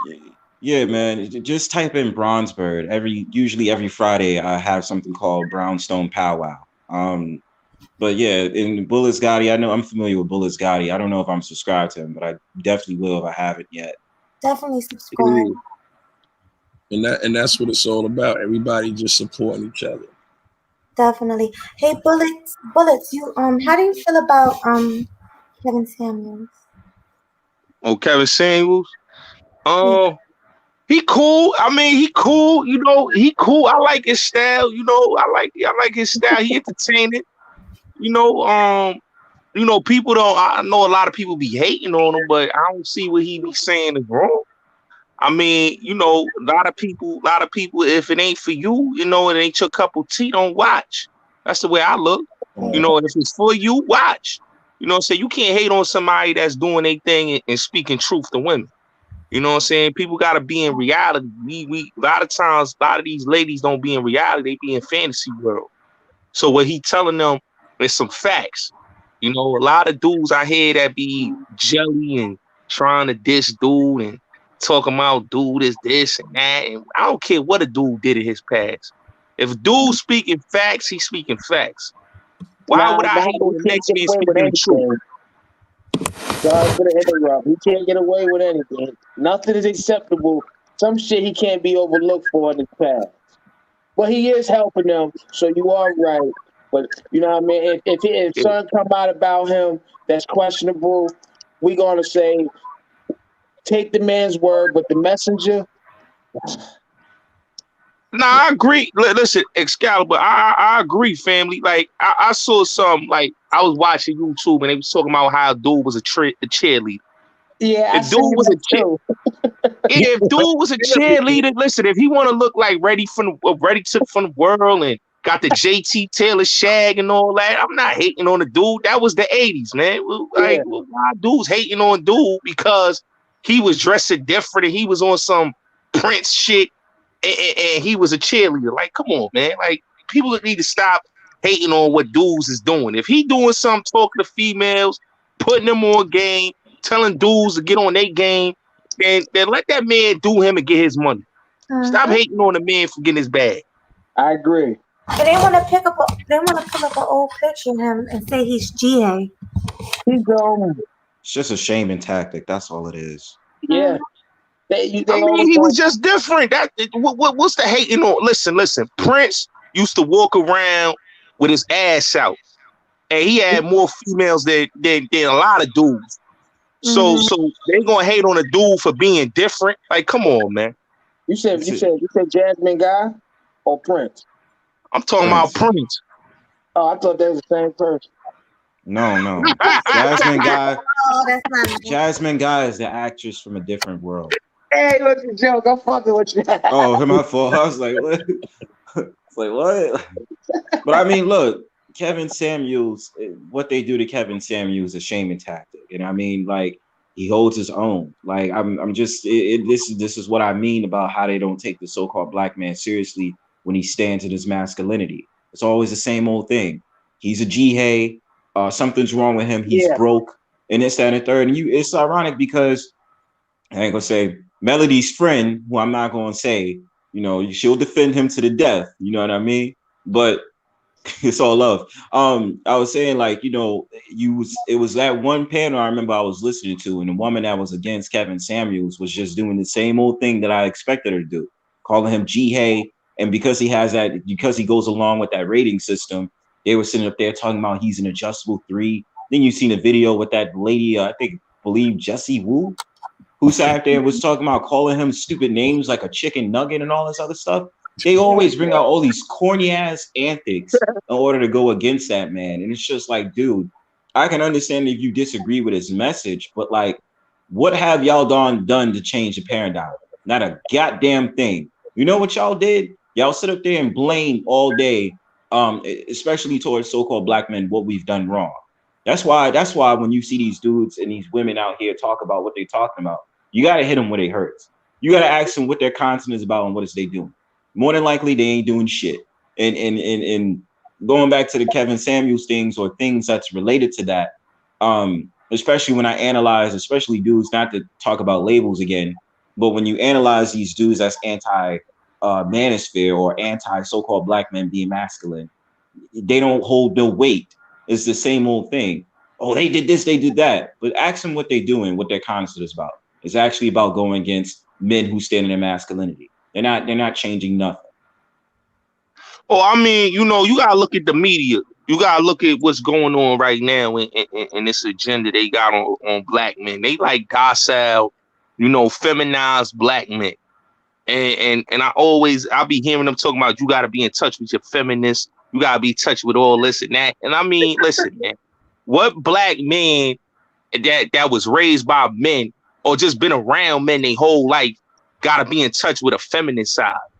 Like, dude, I'm a dude. I'm supposed to be an alpha male. I'm supposed to be masculine. Mm-hmm. You know what I'm saying? They be talking about toxic masculinity. Like, these type of words, this is what happens when you go to college and you be listening to these college professors where half of these dudes be closet homosexuals. So stop listening to these weirdos and understand that you a man at the end of the day. You know what I'm saying? And you're supposed to stand on your ground and stand firm as a man and stand on your square. These women don't know nothing about being a man. So they want a dude so they could walk over and have a leash on his neck and use him up, take his money. And then after they finish with him, they go to the next dude that ain't doing shit for them. You know what I'm saying? So that's the problem with what was going on. And that's why I like what Kevin Samuels was saying. A lot of these women got high expectations about the type of dudes they want to be with. I hear them talk about, oh, I'm gonna get me a 6-figure dude. Like, listen, a lot of these females, you're not gonna get a 6-figure dude. You know what I mean? You might get a blue collar dude. You know what I'm saying? You never know what type of dude you might get. So we gotta stop with all this fantasies and start living in reality. And that's what Kevin Samuels was saying. Get a little bit of this humble pie, get into reality, get in touch with it, and understand that you're not gonna get the fantasy that you want.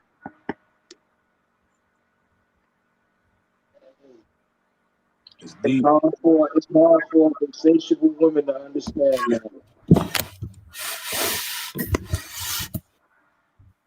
Very hard. So basically what you're saying in the world, what goes on, sometimes female will pick a man, not even pick a man may approach her and she see he's not masculine and she can take control. I need this. I want to do this. I want to buy this. And he not in his place on how to be a man. That's what happens. That's what happens. A lot of times these women take control of these dudes. They walk over them. That's why you be hearing the way they be talking to these dudes. I watch it. You know what I'm saying? You can see it when you go outside. You know what I'm saying? You can hear how a female could be just having a dude go through a whole lot of bullshit in a relationship, which you don't even have to be going through that. You know what I'm saying? And that's what I think a lot of dudes, a lot of females need to understand, man. Stop going for these IG model type chicks, man. A lot of them is overrated. You know what I'm saying? That's what Kevin Samuels was saying with the whole rating system. When he was saying like Sweetie and was talking about a lot of these industry chicks, like a lot of them is overrated and broke. They overrated and broke. That's one thing I be trying to tell dudes, man. Get somebody that meets your standards, that's on the same type of level you is in on life. Don't get nobody that because you said you seen her on TV. Oh yeah, she lit, and let me get with her because she a baddie. And I seen her in the magazine or I seen her in the music video and I want to get with her. And she ain't got shit to her name. Come on.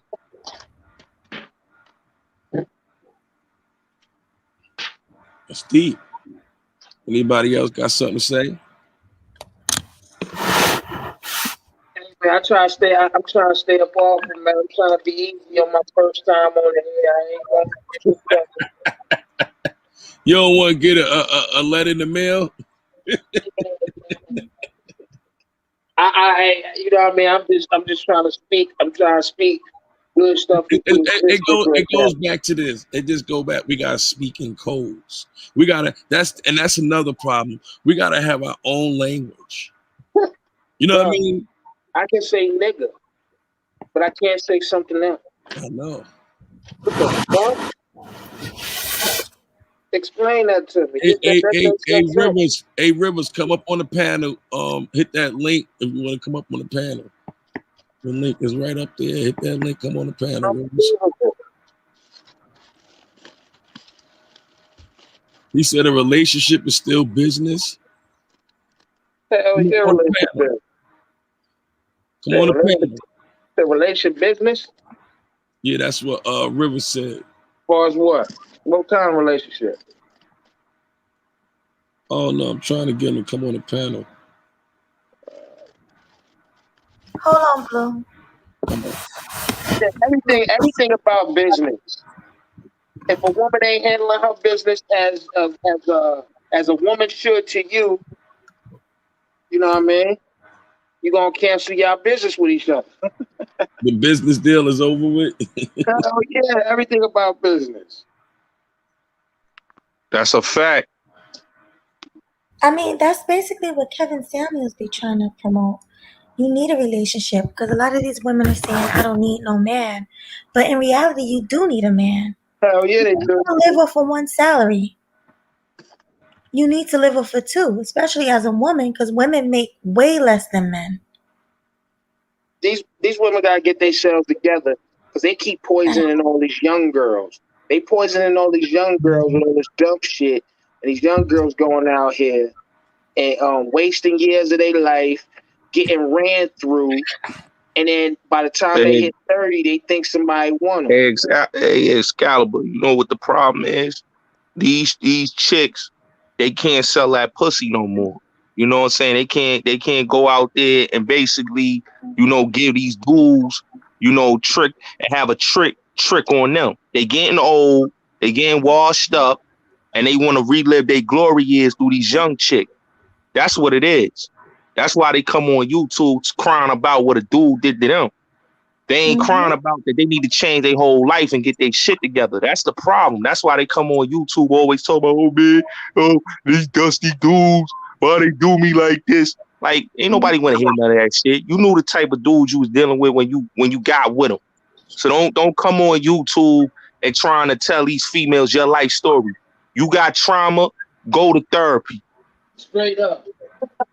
He said go to therapy. He's speaking straight.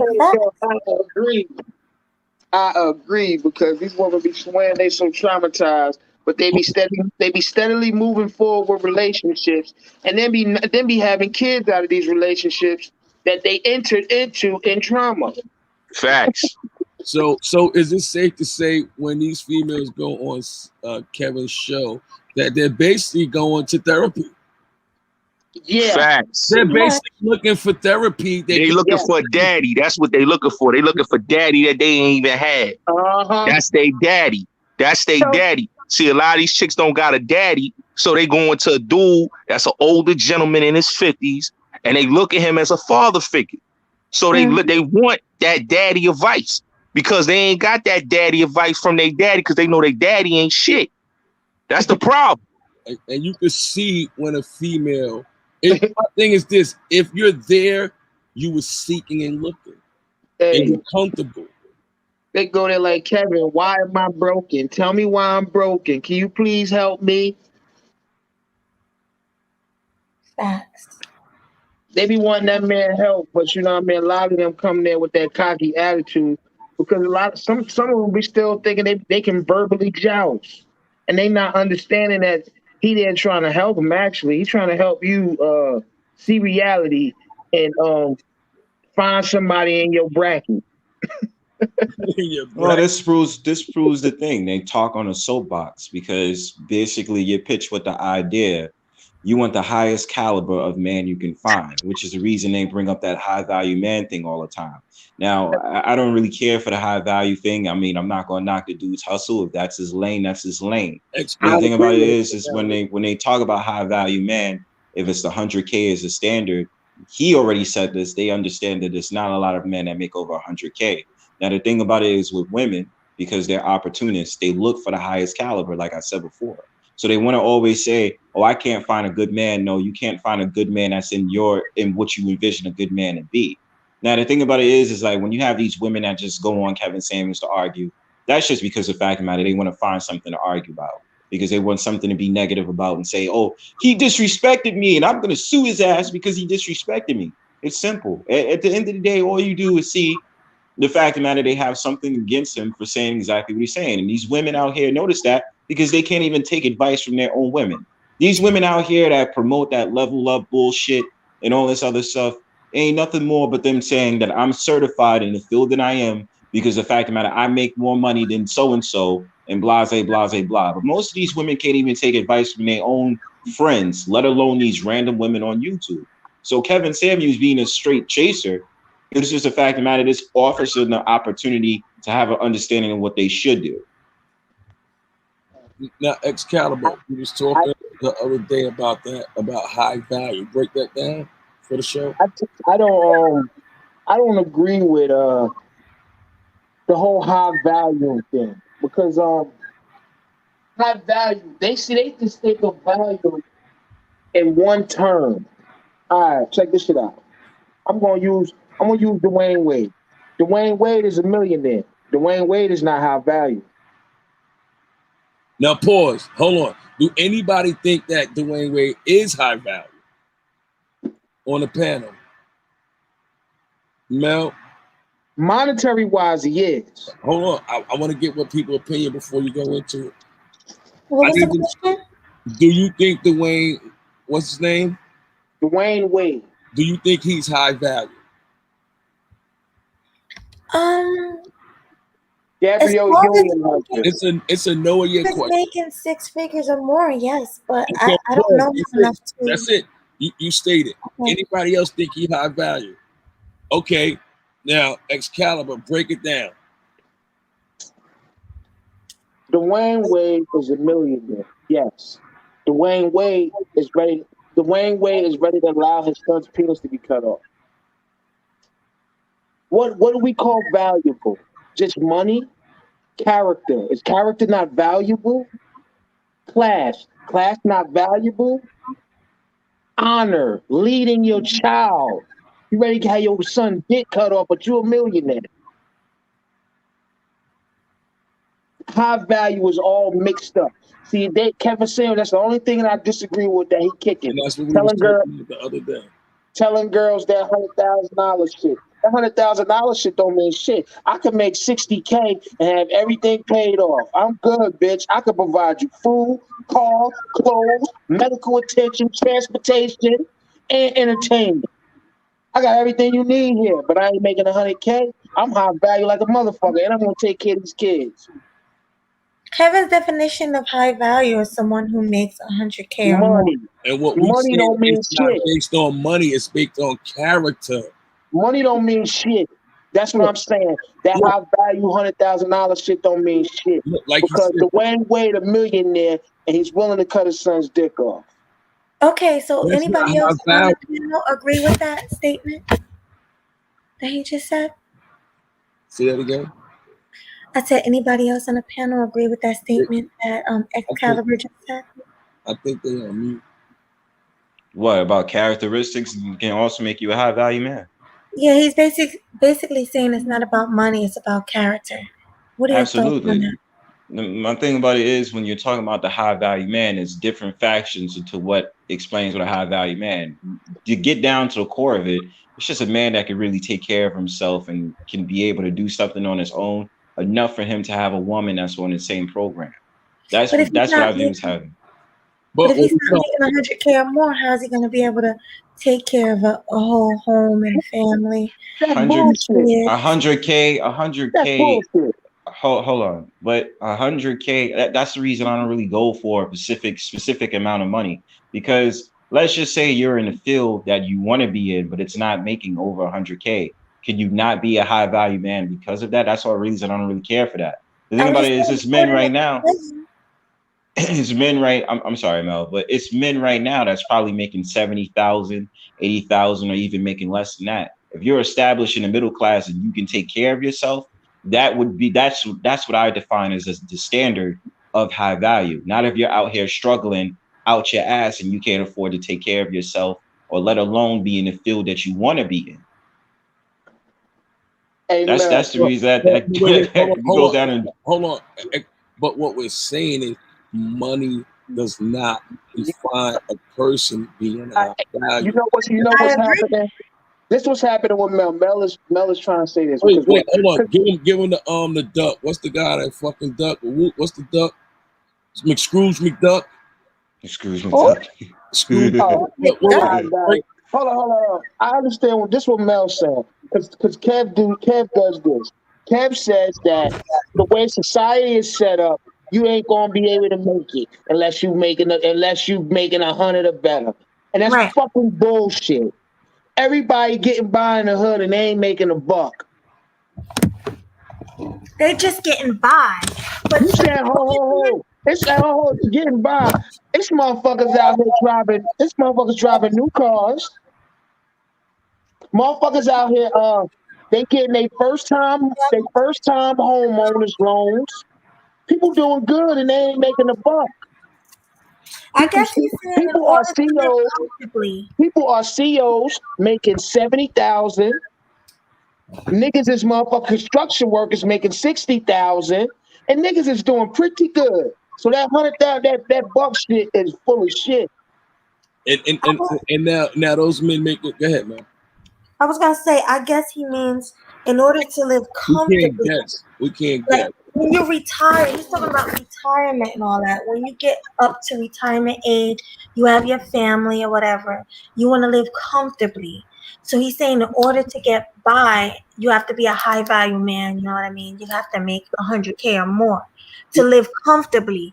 But That's if his you're opinion. I making think that's his 50, opinion. 60K a year, you barely getting by Hey, in a real world. Mel, That's what he's. if you know how, hey Mel, if you know how to invest Oh, I'm gonna money, drop down too. Peace to y'all. Oh, if you please. peace out, bro. If you know how to invest your money, right? Which a lot of people don't know how or don't listen when people give them advice. When you know how to invest your money, Yeah, GC. let's say, check this out. I'm gonna say this. Let's say I got my own company. I got an LLC. My company made 300,000 last year, but I only paid myself 6. Mm-hmm. If I want, I could keep the whole 3 and say I'm high value, What's up, and GC? Salute to GC. and my company be on its way out, or I could pay myself 60. See, people keep saying getting by, getting by. I don't understand. I want to know what GC, what his opinion, because he has a Oh my. about a high value man. I would like. Drop the link. I'll drop it. Let me get the link for GC. The the whole high value. Scrooge McDuck. That's what you want to be. Yeah, break down the school. A lot of people. I'm 40, so I came up watching DuckTales. Scrooge McDuck. DuckTales. Scrooge McDuck. Okay. Scrooge McDuck had a vault full of money. That nigga every morning he'll wake up, go swim in that shit, and he ain't help nobody. He ain't do nothing for nobody. He just counted his money and stacked his money and made his money and ain't help nobody do shit. Scrooge McDuck was a billionaire, but he was the lousiest. human being alive. Lousiest duck alive. Duck. He's the loudest duck alive. So although you can be a millionaire, see, people don't understand. Most people who are millionaires and billionaires have shitty personalities. Just like most girls who are extremely pretty have shitty personalities. Whenever you get too far on the extreme of something, it spoils something else. So yes, you attain a whole lot of financial glory at the loss of your character, and now you're lonely and friendless, and everybody just want to motherfucking use you and yes man. Why do you think all the motherfucking celebrities are fucking quacks? That money drive them crazy. They can't go outside. They can't go to the mall. They can't do shit. That money made them a prisoner. Mm-hmm. Salute the GC. You can't go nowhere. You can't go to the mall. You can't run out and get some fucking shit from Walmart. People want to rob you. People want to follow you. People want to go back to your house, see where you live. They want paparazzi. You can't have no peace. So it's safe to say that a high value. I agree with a high value man is not about money. It shouldn't be, and that shouldn't be the image. We shouldn't base everything on money because money is the root of evil. I'm gonna say this. Hold up. What if a man knows how to build a house? He knows how to. He's a plumber. He's an electrician. He's a carpenter. Mm-hmm. He's a gardener. He's a solar panel installator. He can do. He's resourceful. That motherfucker valuable. He high valuable. A nigga who just got a check, hit the lottery.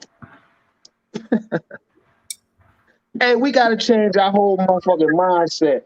You know what I mean? We gotta flip the shit right side up, not upside down. This shit all flipped the wrong way. This is America. So we gotta flip it back.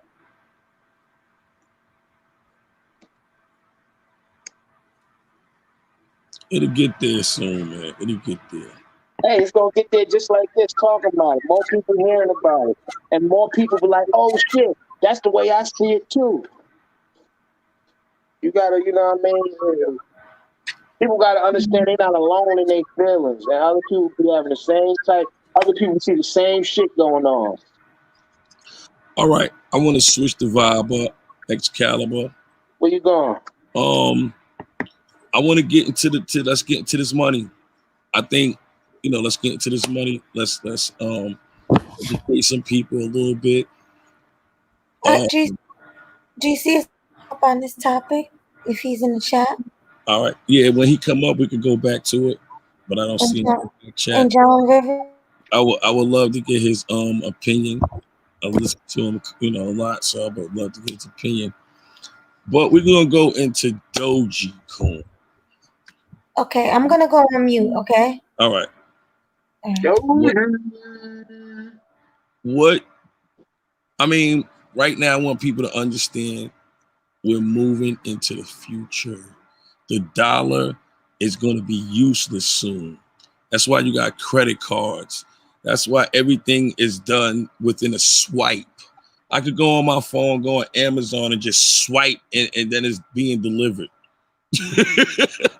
So what is the use for cash? There's no use for it.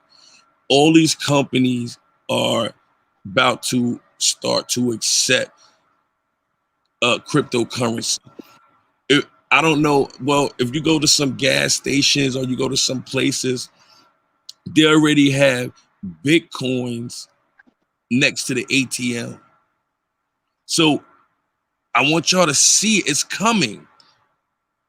But if you don't catch that wave, you're going to miss it. You're going to miss it. You're going to miss that ride and you're going to be like, you're going to be stuck. You're going to be stuck in a bubble. I want you to understand that you will be stuck in a bubble and you're not going to be able to function wealthy. You're not going to be able to function and have wealth. So cryptocurrency is where we're going next, huh? Absolutely. All right. Cryptocurrency is the new stock market. Just like we got a million different stocks, we about to have a million different cryptocurrencies. If anybody's paying attention, the stock market has been shitty as hell since fucking February. End of January, fucking February.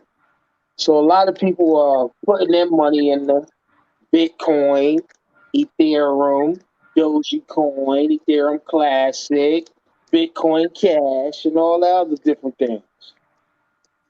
And you got to get in early. You got to get in when it's at the cents, because that's where you can make your most money. So you got to do your due diligence and do your homework on these different cryptocurrencies, and try to catch them when they in their infancy stage, before they get up to $1,000 or $3,000, or like Bitcoin, 56 fucking $1,000. So that's the new money. Money been dead. Shit, during the coronavirus, they taught us that a lot of places wouldn't even touch your cash. Much money, yeah. Hey, go turn that shit into digital money. I don't want that shit. You know what I mean? So money ain't never been worth shit. You know what I mean? This is what money's worth. Money is worth what I can get a motherfucker to do for it.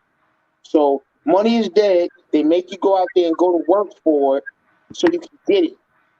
So you can go get the shit you need. So we all out here wasting our time to go get money when we could just go straight to the store. But the store looking for something from us. We can't just give them nothing. We giving them a whole bunch of meaningless paper right now anyway, but for real. So pretty soon we just gonna go there and just give them numbers out the sky. Cryptocurrency. That's it, y'all. Look how dumb this shit sounds. This shit don't make sense. This But is you gotta get in early. Get in early on the shit that don't make sense, so you can make some by sense. time later on, it's too late for you niggas. By the time niggas find out, it's too late. And we documenting this, and right now this is being recorded history Sunday, May 9th, 2021. We're telling you right now, it's gonna be a new currency. Money will not exist. We're documenting this right now. Money will not exist in the future within 10 years. Hey, everybody, currently Dogecoin is sitting at 52 cents. It has been shitty since yesterday, but that's okay. Because, you know what I mean, right now is a time to average down and lower your average and get ready to take this ride to a buck, so you cash the fuck out Because and throw that money into a motherfucking Rolex Hawk, a Rolex Pepsi, a Rolex damn, they all on my head. A Rolex Pepsi, a Rolex Hawk, Submariner. These are all good watches that will appreciate in time. I'm throwing the watches in there because, man, you can tell. we lost you.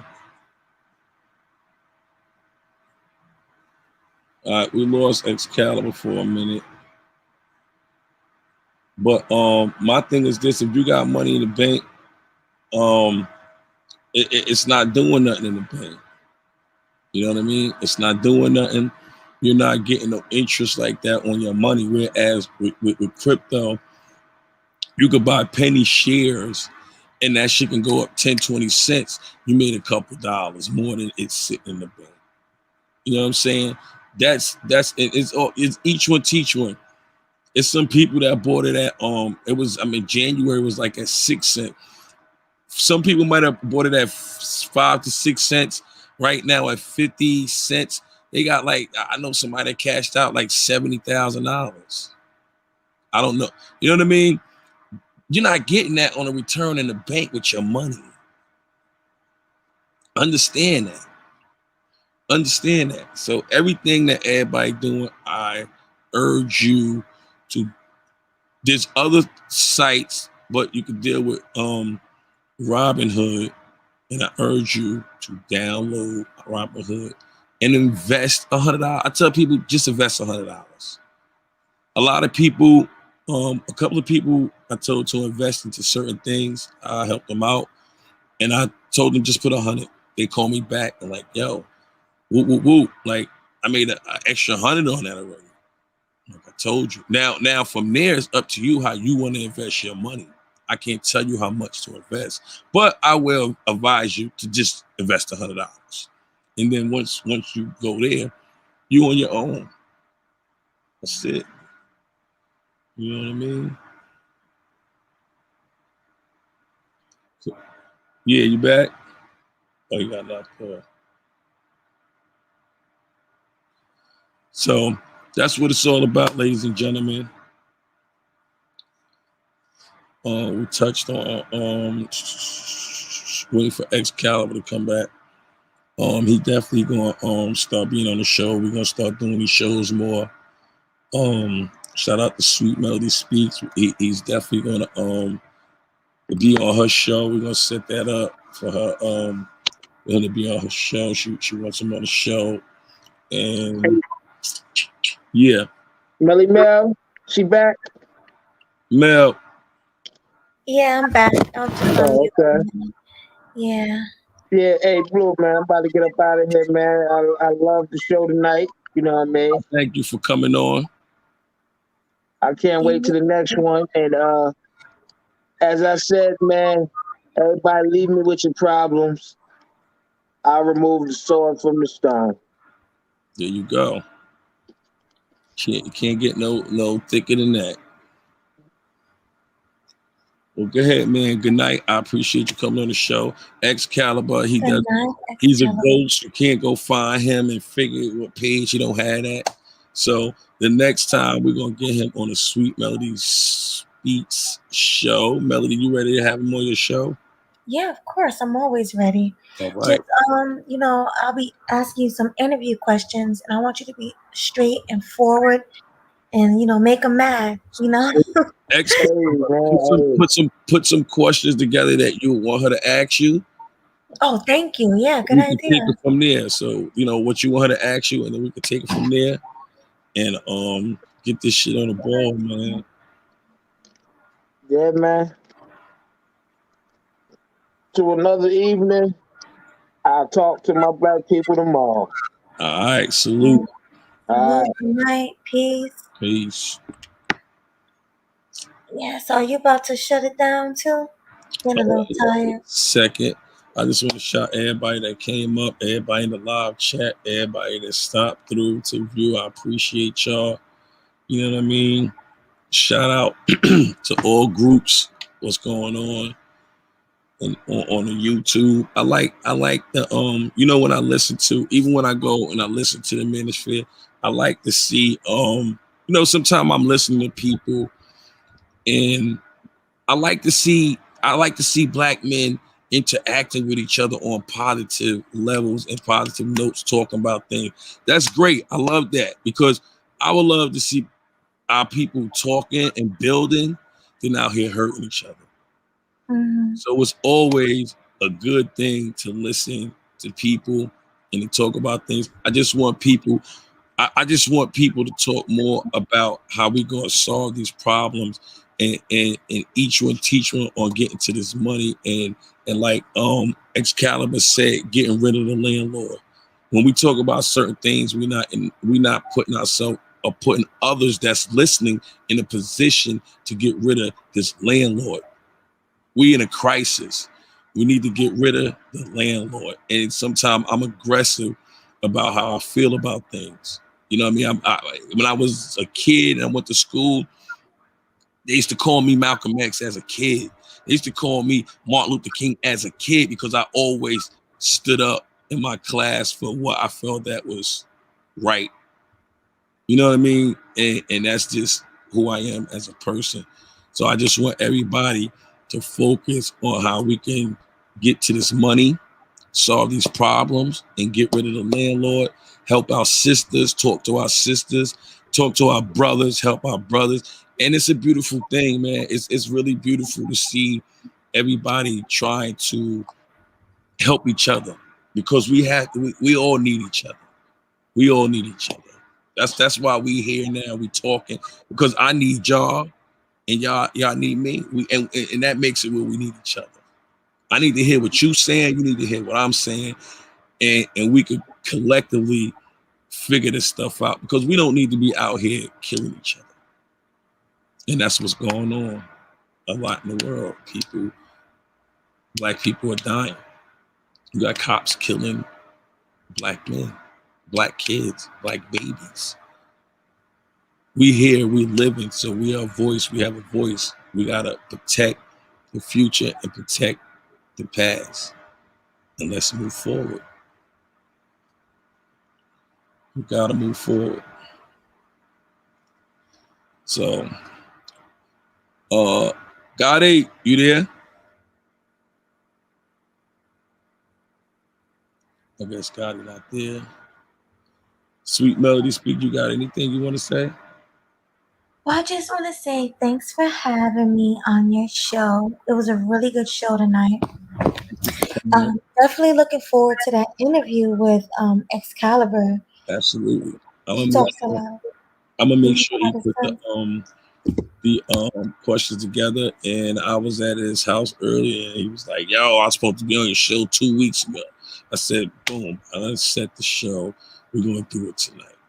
So I appreciate him coming on, because he so I can understand why you like you in the Manosphere group, because he has some strong valid points that the Manosphere group has as well.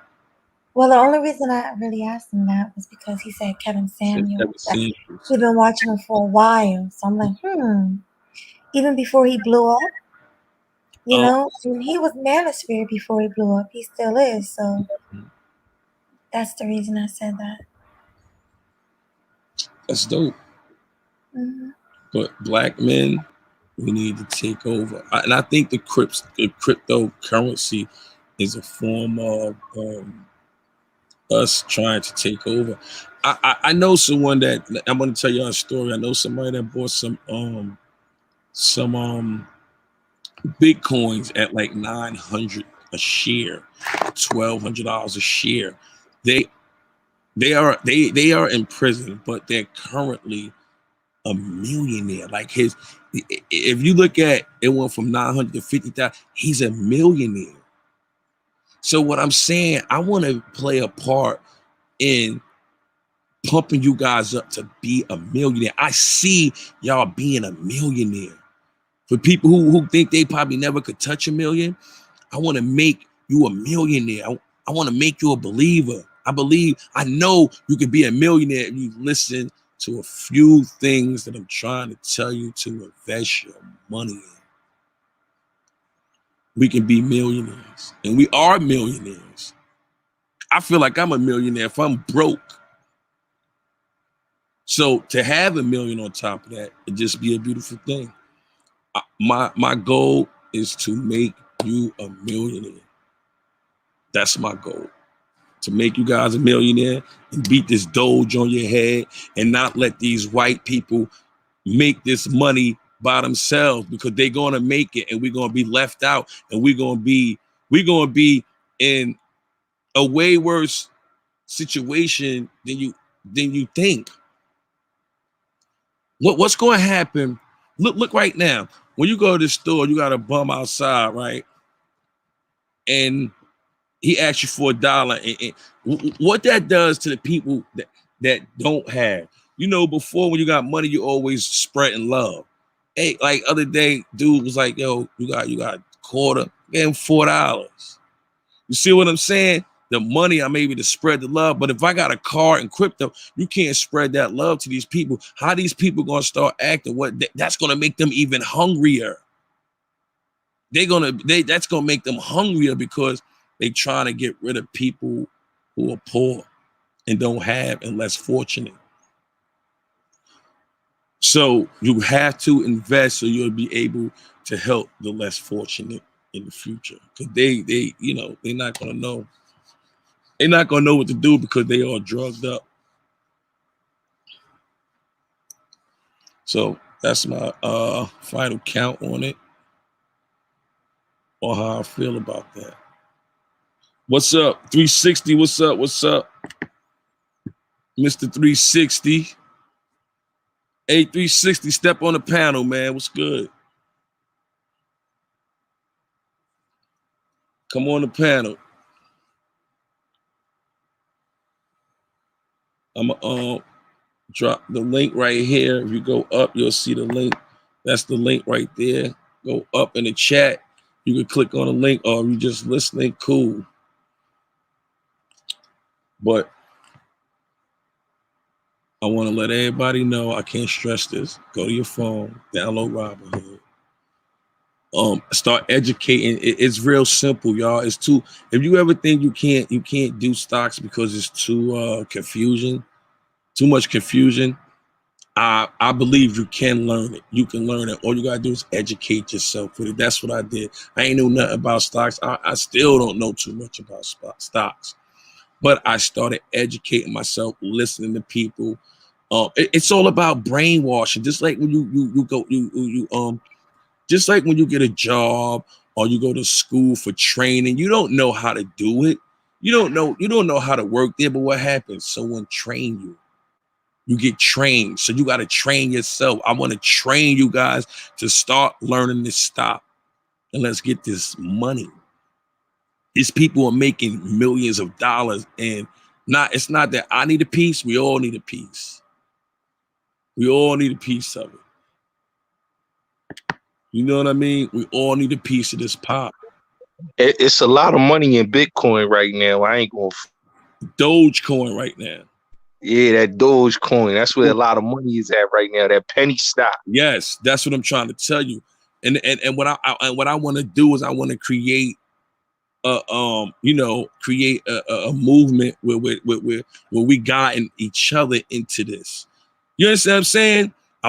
Because you got people out here, you could put $2,000, you got $2,000 in your bank, right? You could put it into the Dogecoin.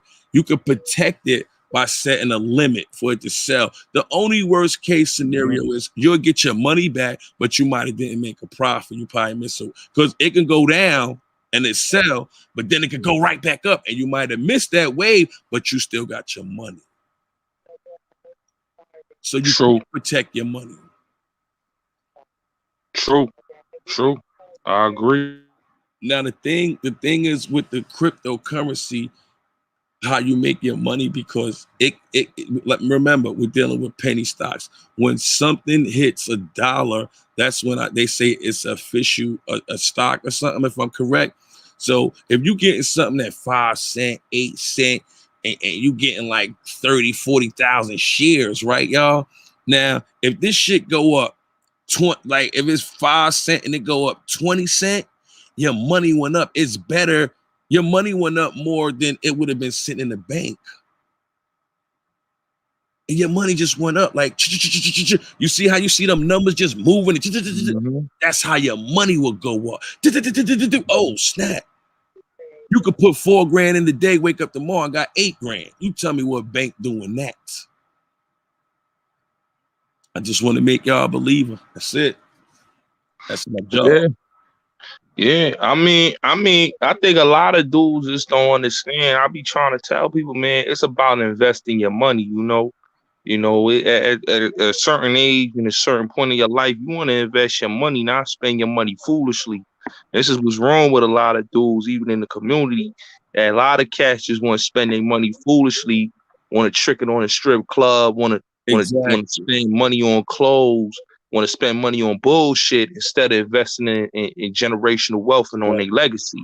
You know what I'm saying? Because at the end of the day, you're going to get older. We ain't getting no younger. We getting older.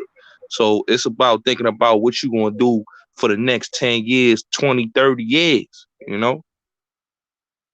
Yeah.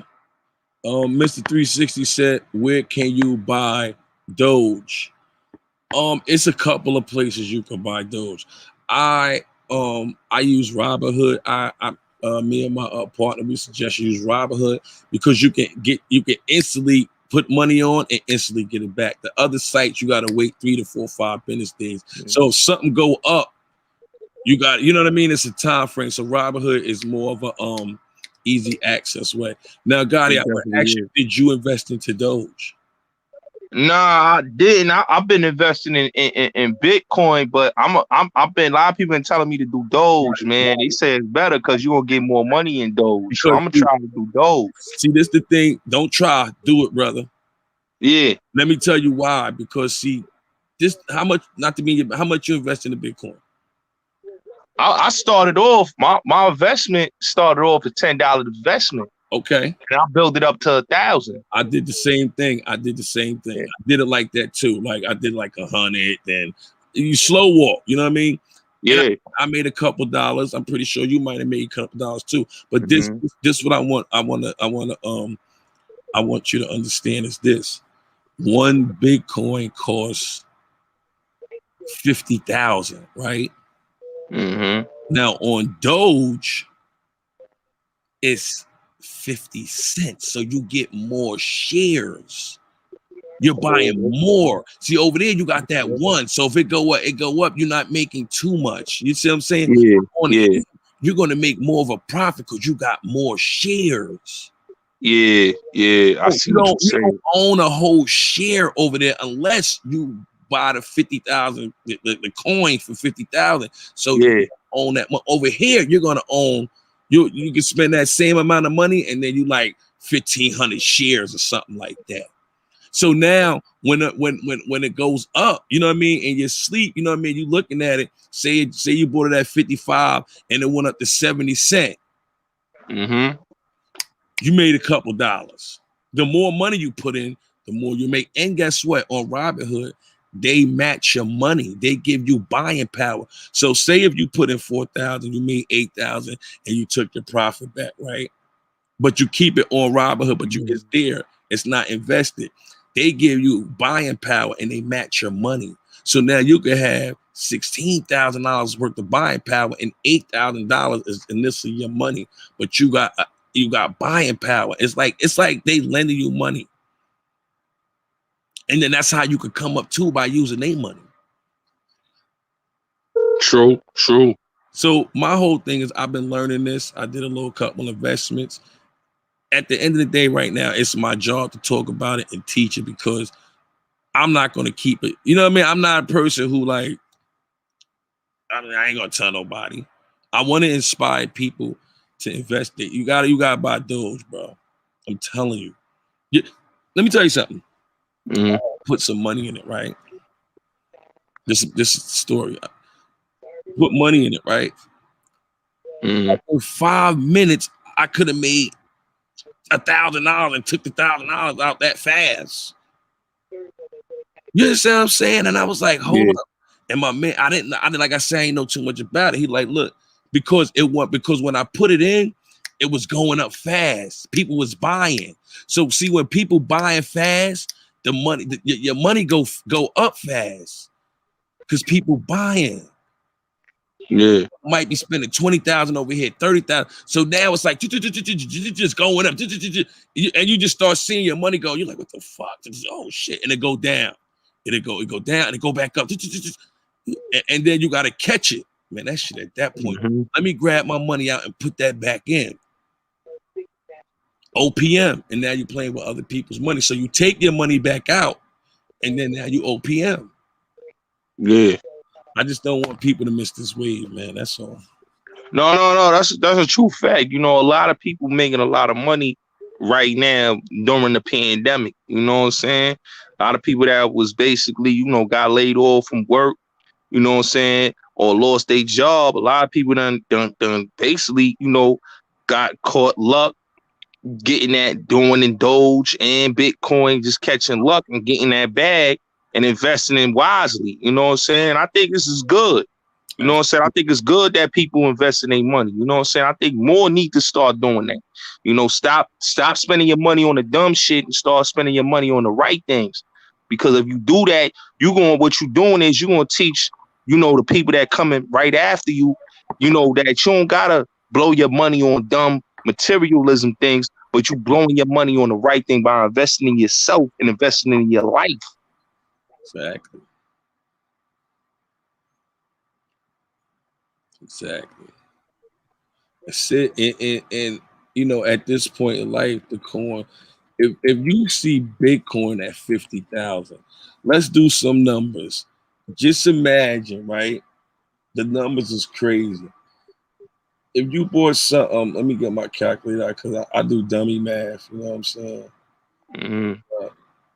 So if you buy something at 55, 50, let's just say, let's do it. Let's say $1, right? Mm-hmm. Times if that share went to $1,000. No, $10. Let's just say $10. Mm-hmm. Hold on, let me do this. $1. Let me see. Let me see. Hold on, let me go on my Doge and shit.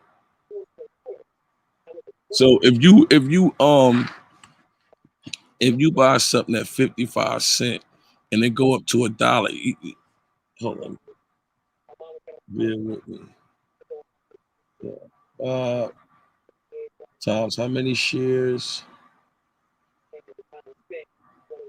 All right, say if you had 45, if you had 50,000 shares, right? You bought it at 55 cents, 27. You could come up making a couple of $1 million fast.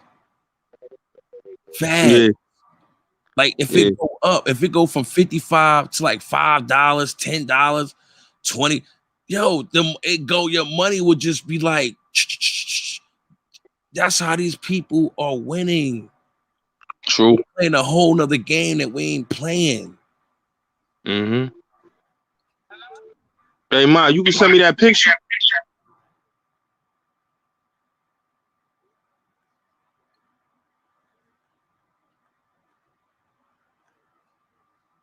This shit is crazy, man.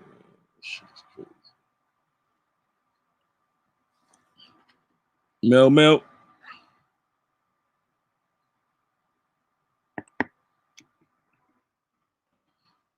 So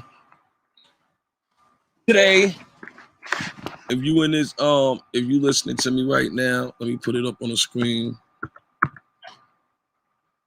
But nah, you right though. You absolutely right though. You know, and I think that's why I tell a lot of dudes, man, like it's time to invest, man. It's time to get into real estate. My man's he right now, he invested in flipping houses.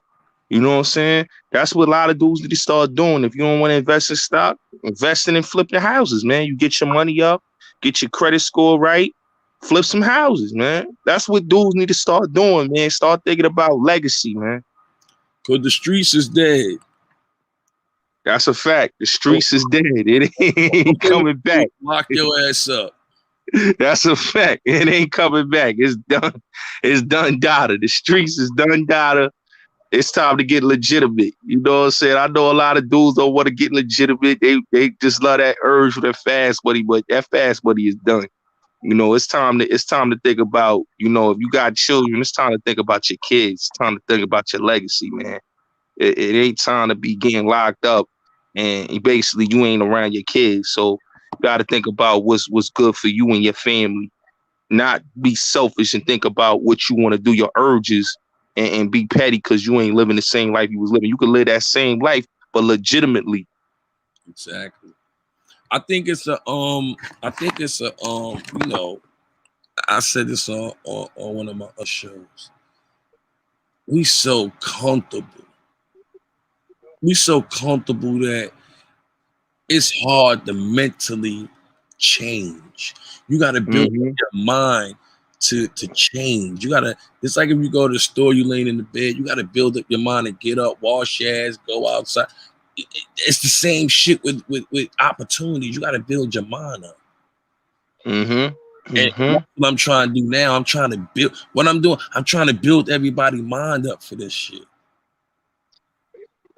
Mm-hmm. Because I don't want to be on that boat and you like, yo, and I'm like, yo, told you this shit. Because I'm a very predictable person. I could predict a lot of shit because I know how to tap into that energy. Yeah. You know what I mean? I know how to tap into that. I done studied. See, when you when you with yourself a lot, you get to know yourself a lot. You get to understand your energy. True. I know my energy, and I know right. I know how to feel my energy and know if something right or wrong, and say that's wrong, man, because it's wrong. I feel it. I don't need nobody tell me shit. See, a motherfucker that needs somebody tell him something, that means this motherfucker can't think for himself. True. He don't know right or wrong. Yeah, that's a fact. That's a fact. That's a fact. I don't think no man, if you need somebody else to tell you what you need to do, then like you said, man, you don't know yourself. Yo, I forgot how you say this shit. Ethereum is at $4,000. I don't watch this shit grow.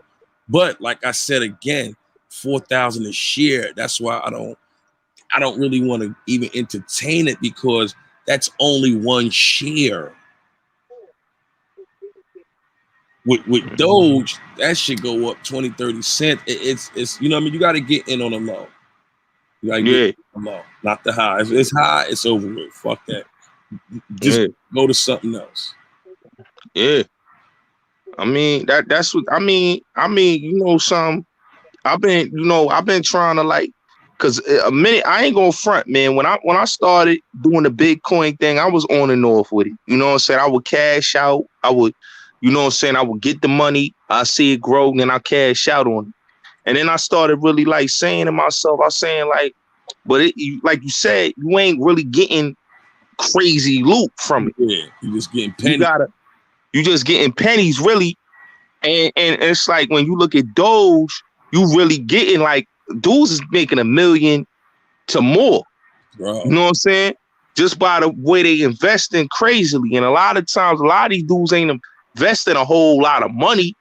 They invested, you know, a little bit of money, a little bit of change, and they growing it to $1 million. You know what I'm saying? I always tell people, start off with $100, get in the game. Yeah. Just start. I'm not telling you, start off with $100. And then when it grow, take your $100 back out and leave $100 in there. Yeah. You got your money, and now you start to use that, and you grow from there and fly the fuck off. That's a fact. You see what I'm saying? And you gonna feel if you lose some money, you ain't gonna feel like you lost your money. Nope. You get what I'm saying? Mm-hmm. It's a mindset. You're gonna be like, I lost a couple dollars, but I know it's gonna go back up. But all right, cool. Let me wait for it to go back up. Mm-hmm. No, I agree. I agree with you. I agree with you on You that. got Robinhood? Yeah, I got Robinhood. I just ain't been on it in a minute, but I got Robinhood. I got all. You need to click on it right now and spend $100, bro. I'm gonna do it right now. I'm gonna do it right now. Just as you spoke, Word is born, I just jumped on it right now. You need to click on there. Just spend $100 right now. It's at 50 something. It's gonna go up. I listened to a couple of shows. Tuesday, Wednesday, it might go up. You know what I'm saying? Yeah. Tuesday, Wednesday, it might go up. But my thing is this: it's gonna go up. It was at 5 cents, bro. Yeah. 5 cents. Y'all know somebody made 70 racks, bro. I don't know him, but a friend of a friend. He said he made 70 racks, bro. And let me tell you the crazy shit. Let me tell you why I did it, because what I'm doing to you, somebody did to me. My cousin told me in the beginning of the year about Doge, and it was at 5 cents. I didn't react on it. Another dude that I know that do credit, he told me about, he was like, yo, you need to buy Doge, you need to buy Doge. He would just hit my phone and just say Doge. You get what I'm saying? It just be like Doge. And I'm like, it start again, when somebody keep repeating something in you, then you react. So he kept calling me, yo, you ain't getting it. I'm telling you, he was telling me it was still at 5 cents, and I didn't do it. but I think I was watching it. Yo, next thing I know was at 15 cents, 20. I'm like, oh snap. I bought at 20 something, 27 cent. If I would have got in then at the 5-6 cent to right now 55 cent, just imagine how much bread I would have had. Mm-hmm. So my point is this: I'm tired of us missing the wave. True. We be missing that wave. That wave, it be going, and I just want everybody to get on that wave, man. It's time. It's time for us to come up. It's time for us to be even more wealthy than what we are. Hell yeah. We wealthy in yeah. heart, but we need to start enjoying the beauty. You know the getting the beauty of life. We need to start enjoying that. Yeah, definitely. And I'm talking about for the people who can't enjoy it, who don't have money like that, but have money to invest. $100, you could get in the game and then you just blow. True. True that. That's a true fact right there. But yeah, man, buy that Doge, bro. Buy that Doge, man. Get that stuff. Like I say, get that $100 worth. Look, but you gotta look at it though to catch it too, though. You know what I mean? Mm-hmm. You gotta look at it to catch it. Bro, call my fucking phone. You gotta look at it to catch it. Cause me, I just be looking at this shit because to make money a different way is a blessing. I make you get what I'm saying? I make money. I can make $2,000. It's just that I did it a different way is why I'm so excited. Mm-hmm. You know what I mean? I'm not a guy who don't have no money and just like, oh, show me. No, it's just that I was excited. I'm still excited to make money a different way. And you could put that and you could write that off with the taxes. It's like a job. Mm-hmm. So I just want to encourage. I feel like it's my job. If God bless me, Elon Musk is a smart motherfucker, man. Yes, he is. I gotta give him this motherfucker credit, man. He a smart motherfucker, Elon Musk, man. God bless me to make a little to experience, to go on and to make money, for me to come here to talk to people and encourage them to make money. That's what happened. Mm-hmm. I feel like I have to encourage people to do it because it works for me.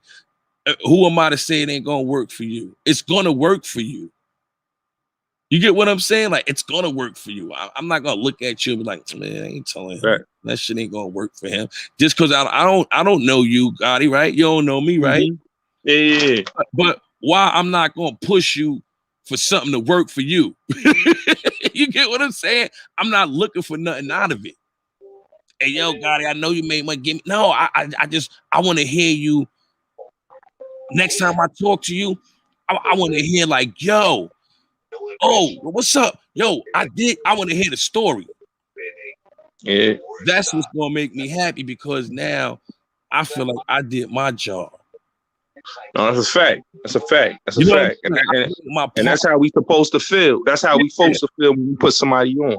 Because motherfuckers be looking at, they don't want to help people. If they get something, they don't want to see the next motherfucker get something and be happy. And for them to be happy and achieve things, they want to hold it like, I ain't telling nobody shit. And then that build up a phony ass motherfucker. You become a phony ass nigga being like that. Yeah, facts. Facts.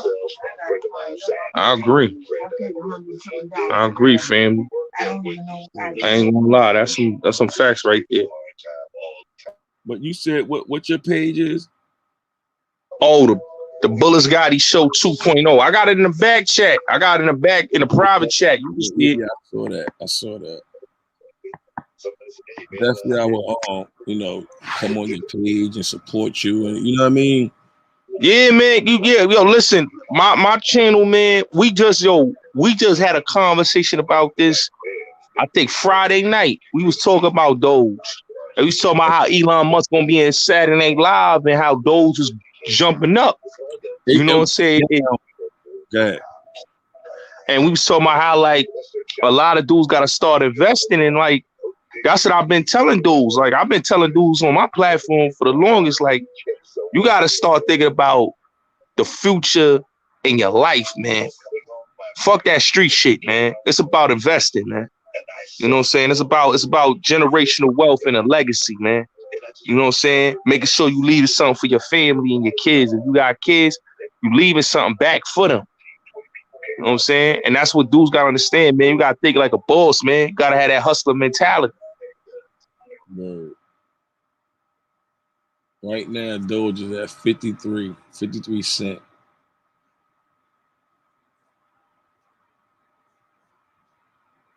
$0.53. Yeah. They got another one, Coinbase crack. It's a whole and let me tell you what these crackers do, right? They got different sites.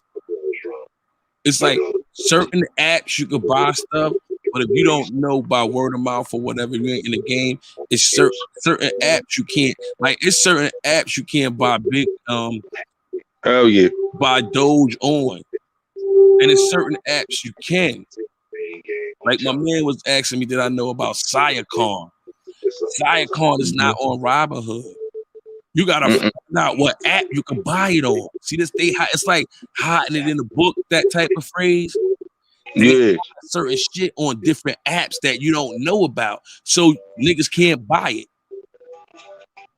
That's a fact. Yeah, they don't want. I'm gonna keep it real with you. They don't want niggas to know about that, man. Exactly. You know what I'm saying? And basically, you know, because you gotta understand, there wasn't a lot of dudes getting involved in crypto like that. So it was like when they started seeing dudes getting involved in it, especially us getting involved in it, they had to like hide it from cats. You know what I'm saying? If you don't start like digging or you know somebody that's in it, you ain't gonna know about it. You know what I'm saying? That's why I always tell people, man, like get on it before they stop us from getting on it. There you go. Exactly. Well, my phrase is always, by the time niggas know, it's too late. Hell yeah. That's why I'm trying to tell people now before it be too late. Because it's going to be a time where it's going to be too late. And these guys that's on here, they're going to make millions, bro. Yep. They're going to make millions. And we need it. I just want to encourage people to get on that wave to make some of the millions. Yep. That's a fact. I hope you definitely subscribe to my page. I'm definitely Well, yeah, I already subscribed, man. You know I'm a support. I'm gonna have my people come over and they gonna support you, family. Even when I get off of here, I'm gonna go to your page and I'm gonna, you know what I'm saying, listen to some things.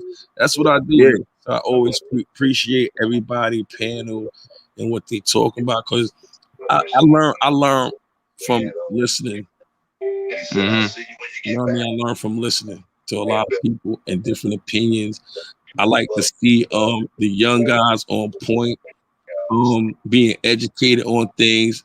That's what's up, because it showed me, even though we got some fucked up people out here, weirdos and shit, but to hear some young people that's educated and they be talking and they on the right path, I'm proud of them for that. In fact, you know what I'm saying? I'm proud for that. Because I wasn't like that when I was their age. You see what I'm saying? I was wild, you know, not a wild person like that, but you know, just party, you know what I mean? Shit like that. Yeah. Yeah. No, that's a fact. That's a fact. And I think that's what YouTube need to be more about, man. Instead of all the beefing, dudes need to just be putting out good content and teaching dudes what they need to do. You know what I'm saying? Because that's what it's all about. Teaching what dudes need to start doing. How to invest. You know what I'm saying? How to better themselves. You know what I'm saying?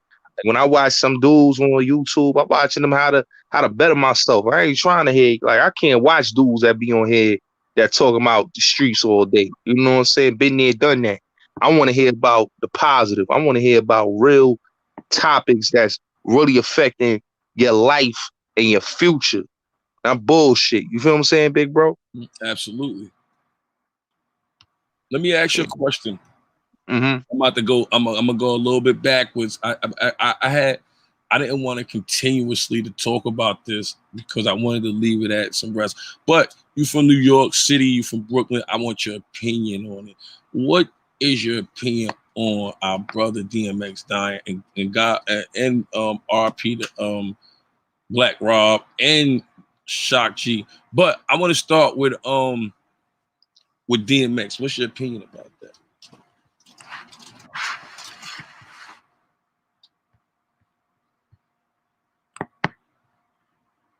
You hear me, Gotti?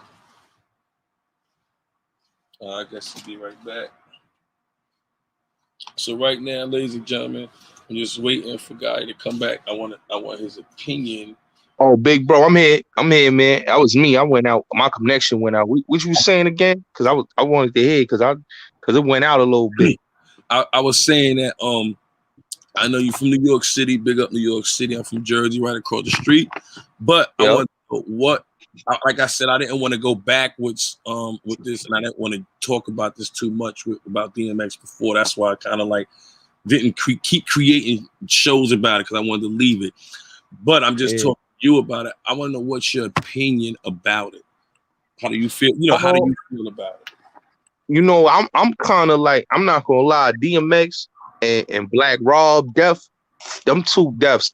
It really, like, how can I say? It really was like, it affected. I feel like it affected the whole city and just the whole tri-state because, like, I grew up on DMX and Black Rob. You know what I'm saying? That, like, Black Rob first album, my favorite album, Life Story. I grew up on DMX. That's one of my favorite rappers. Next to Nas, that's one of my favorite rappers growing up. Around that time, I was a big DMX, Mace, Jada, Nas, Prodigy. Those was like my favorite rappers growing up when X came out, and even Big Pun. So, like, when DMX death, that really affected me. I really feel like, I'm not gonna lie, man. I feel like I don't like a lot of the fake love. That's the way I feel. I feel like a lot of dudes gave dudes fake love and didn't give them their flowers when they was here.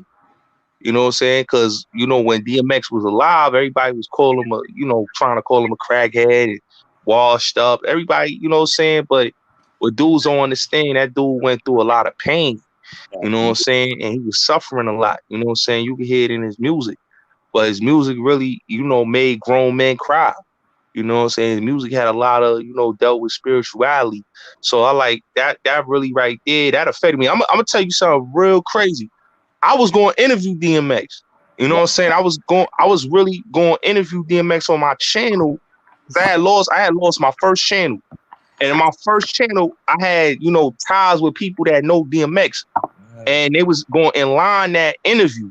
Now, when was this? And this was like last year. Because I was trying to get him on the channel, and I was trying to get Black Rob on the channel. You know what I'm saying? That's crazy. Them two people. Yeah, them two. And, like, I'm kind of like hurt because those was like the dudes I wanted to interview. Because I had interviewed Shaheem. Okay. You know what I'm saying? I interviewed Shaheem. I interviewed, quite a few, like, street legends and rappers.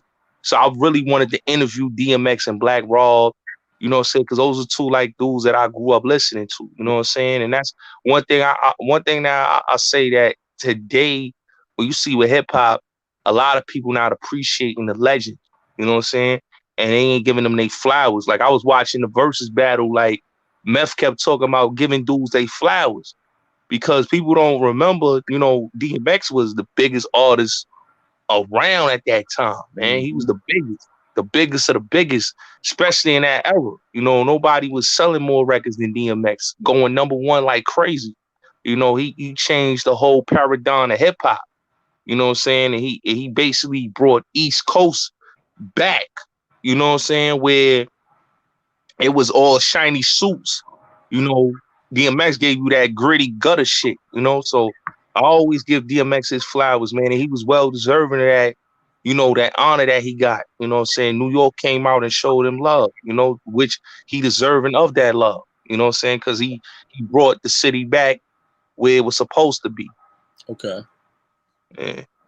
I'm checking out your page. I see you did a interview with Hakeem.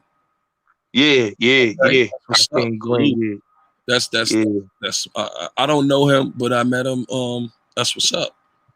Yeah. I got a couple more interviews I'm gonna put on the channel. I had one with Roxanne. I did one with Roxanne Shante. Okay, I'm checking you out. That's what's up. Yeah. Cause me and Hawk, we worked together. We did like a little podcast thing, but I'm gonna put it on my channel so you know the people that didn't see that interview, they'll see the Roxanne Shante joint. But I'm gonna do some more interviews this year. You know, I'm trying to do something. I'm gonna see who I'm trying to get on the channel next. You know what I'm saying? Because there's a lot of legends I want to interview. So I definitely want to interview more legends and even, you know, up and coming rappers, you know? Yeah. Because like I tell people, it's about content and it's about quality. You know what I'm saying? You got dudes that got quantity and you got dudes that got quality. Gotcha. You know, and a lot of and it's all about longevity. You know what I'm saying? That's what dudes gotta understand. If you got a channel, you gotta do it with longevity. You gotta know how to, move the crowd like Rakim would say. You know, and I think a lot of people, sometimes a lot of dudes just don't know how to move the crowd. Like I was talking about Kevin Samuels. He know how to move the crowd. He knows his style. His style is on some smooth. I call him Frankie Crocker. You know what I'm saying? Like Frankie Crocker was on the radio. He would be in a tub with a chick, and they sipping wine and champagne, and got candle lights. That's what I look at Kevin Samuels. He's on some quiet storm, smooth operator type of time. So you can't hate on somebody that's on some smooth shit and giving you game and dropping gems. You know what I'm saying? It's how you finessing and how you charismatic enough to stay to the next level. That's the people gonna love you. You know what I'm saying? Whether it's the slow grind, whether it's the fast grind, the people gonna love you. However you come up, they gonna love you. Now, I got another question I want to ask you. Are you into real estate? Yeah. My family is into real estate. I used to dibble and dabble in it though. You know what I'm saying? I do a little bit of it. You know what I'm saying? I get pointers out. Check out Trenton, New Jersey. Oh yeah, I heard it's a lot of property out there, man. Like it's good real estate out there. Like I know this girl, she was telling me about like Jersey, like dudes be going out there flipping houses. A lot of dudes in my city be going out there a lot, like from New York, going flipping houses. This is why I brought it to your attention, because I know you said you're from Brooklyn, so I know everything is high over there. Yeah. You know what I'm saying? Now in Trenton, everything like you could get shit like 40, 50, 60, 70. Damn. You know what I mean? Now this is the thing about Trenton, the value. You could buy something like 50, right? Mm-hmm. Have a tenant, put a tenant in there, and then the taxes are cheap. The tax is like $3,000 a year. So the first 3 months could pay the taxes for the year, and then everything else to that is pocket money. Fact. So I always tell people check out property and sharing. You know, just go to Trulia and look at the prices, and you know what I mean. The numbers tell itself, man. No, Jersey. I'm not gonna lie, big bro. Jersey, I always heard like a lot of dudes like they leave New York, go from the town, go to Jersey, and like they said, it's prime real estate. You know what I'm saying? It's just like Atlanta. Yeah. You know, if you look at the real estate wise, Jersey just like Atlanta when it comes to that real estate. Like it's easy to get a nice house. So I encourage you to look into once you make a couple that million off of Bitcoin, I mean Dodge. yeah. Once you make that million off of Doge, man, go to Jersey, go to Trenton to buy a couple houses. Oh yeah, definitely. I'm gonna tell all my boys, like, cause my mans, I'm gonna definitely tell my mans, cause my mans talk about flipping out. I told them, nah, man, cause New York, like you said, New York, the real estate is high. Yeah, they gonna cut you out. Yeah, they gonna cut you out the deal. So it's better to go flip houses in Jersey, cause you're gonna make good money and you're gonna double that. You know what I'm saying? You're gonna double that. Get some tenants in there and you gonna double your bread. I got one in Trenton. You know what I'm saying? So that's why I'm speaking. Got it at 50, 55. And I got, you know what I'm saying? And like I say, the taxes is $2,900. I charge $14.30 for the rent because it got an ADT alarm too, the $30 for the Oh, that's good. So you know, do the math. I'm putting, you know what I'm saying, in a year, you know what I'm saying, pay that $3,000 and then putting, you know, a couple thousand in your pocket clear. And Yeah. that's why I be trying to, you know, that's why I say I try to be a motivational speaker, because I don't got to the point in my life where I could only teach. Yeah. At the point you gotta be a teacher to or let people, you know, give people that information. No, that's a fact. You got to, and I think that's what a lot of, like, I'm gonna keep it real, man. You know, when I be watching a lot of dudes like on YouTube, especially like the dudes that I be seeing like that don't come from New York and stuff, or just for the tri-state, like I be hearing these dudes and like the way they be like, they be talking that money talk, but it's like, I mean, a lot of them be complaining too much. Yeah. Wait, say it again. They be talking that money talk, but they be complaining like you know what I'm saying? Niggas always telling you about what they got. I got that. Oh, I got this. Yeah, you got it. Can you take the time to tell me how you got it? Oh, I ain't gonna tell you that how I did it. Nah. Yeah, that's what I'm saying. Like I be hearing them. Like I be like, all right, I hear you, but yo, show the games, huh? Give us some games. You know what I'm saying? That's the way I look at it. Look, you see how I'm breaking the numbers down to you. I'm telling you, like I'm taking the time to tell you how. I'm like, look, see these the numbers, because it's like this. It costs this, that. Then it open your mind and be like, damn, man, that shit, damn, I can do that down there. That's a fact. That's a fact, family. That's a fact. But yo, I definitely appreciate coming over here. You know, I'm subscribed. I'm gonna be coming over here more often. I'm gonna bring all my dudes over here too, so they can soak up some game, because a lot of my dudes is trying to get into that real estate. So I'm really trying to get them so they could, you know, learn about it. Cause I already knew, like, cause I knew this girl, she a realtor, but she got a realtor license in Jersey. Okay. So she always tell me about the real estate in Jersey, how it's cheap. So I always like, yo, I need to go out there, go to Jersey, because my man's, he's trying to get me to go to Atlanta. My cousin, my brother, they all out there in Atlanta doing the real estate. But I was like, nah, I don't want to do the Atlanta thing, man. I want to do something close. You know what I'm saying? Like something close, like Jersey or something. You only like an hour away, hour and a half. That ain't shit. So yeah, get over here, man. Come get this money, man. Seriously. Yeah. Come on. Definitely will, family. But I definitely appreciate the channel, man. I definitely do. I already subscribed to your page. I'm about to hit the bell. All right, big bro. I much respect to that. All right, thank you, man. Thank you for coming on. I appreciate it. All right, no problem, big bro. I know Melody must be asleep, but much love to you too, Melody. She knocked out. All right, salute, big bro. All right. That was Gotti, Brooklyn. Go to his page. Let me see what on YouTube, The Bullet, Gotti Short 2.0. Make sure you go to his page, subscribe to his page. He got interview up there with Hakeem from The Outsiders. I'm definitely gonna be looking at his page, listening to some of his content, checking out what he got going on. Mel, you still there? You sleep? So yep, definitely go to his page, y'all. Check his page out. I want to appreciate everybody that came on the panel. Shout out to Sweet Melody Speaks. Shout out to Bronzebird. Shout out to Bullet. And my guest that came on tonight. You know what I mean? So we about to shut this show down. I appreciate y'all coming on.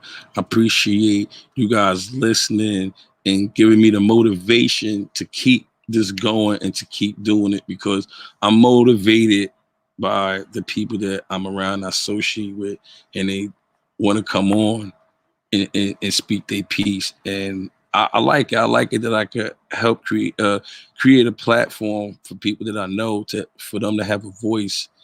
You know what I'm saying? Because I don't just have a voice; they have a voice too. Also, want to shout out to Sweet Melody Speaks for helping me with the show and also being inspired by her doing her show. Shout out to her show. Shout out to Game Changer. His show is a shout out to them. Seriously. Salute everybody. We out. We over. Peace. And remember, hit me in the DM. Take $100 and buy Doge. Download Robinhood. If you need help, assistance, you need my help with anything, contact me. I'm gonna put my email up there.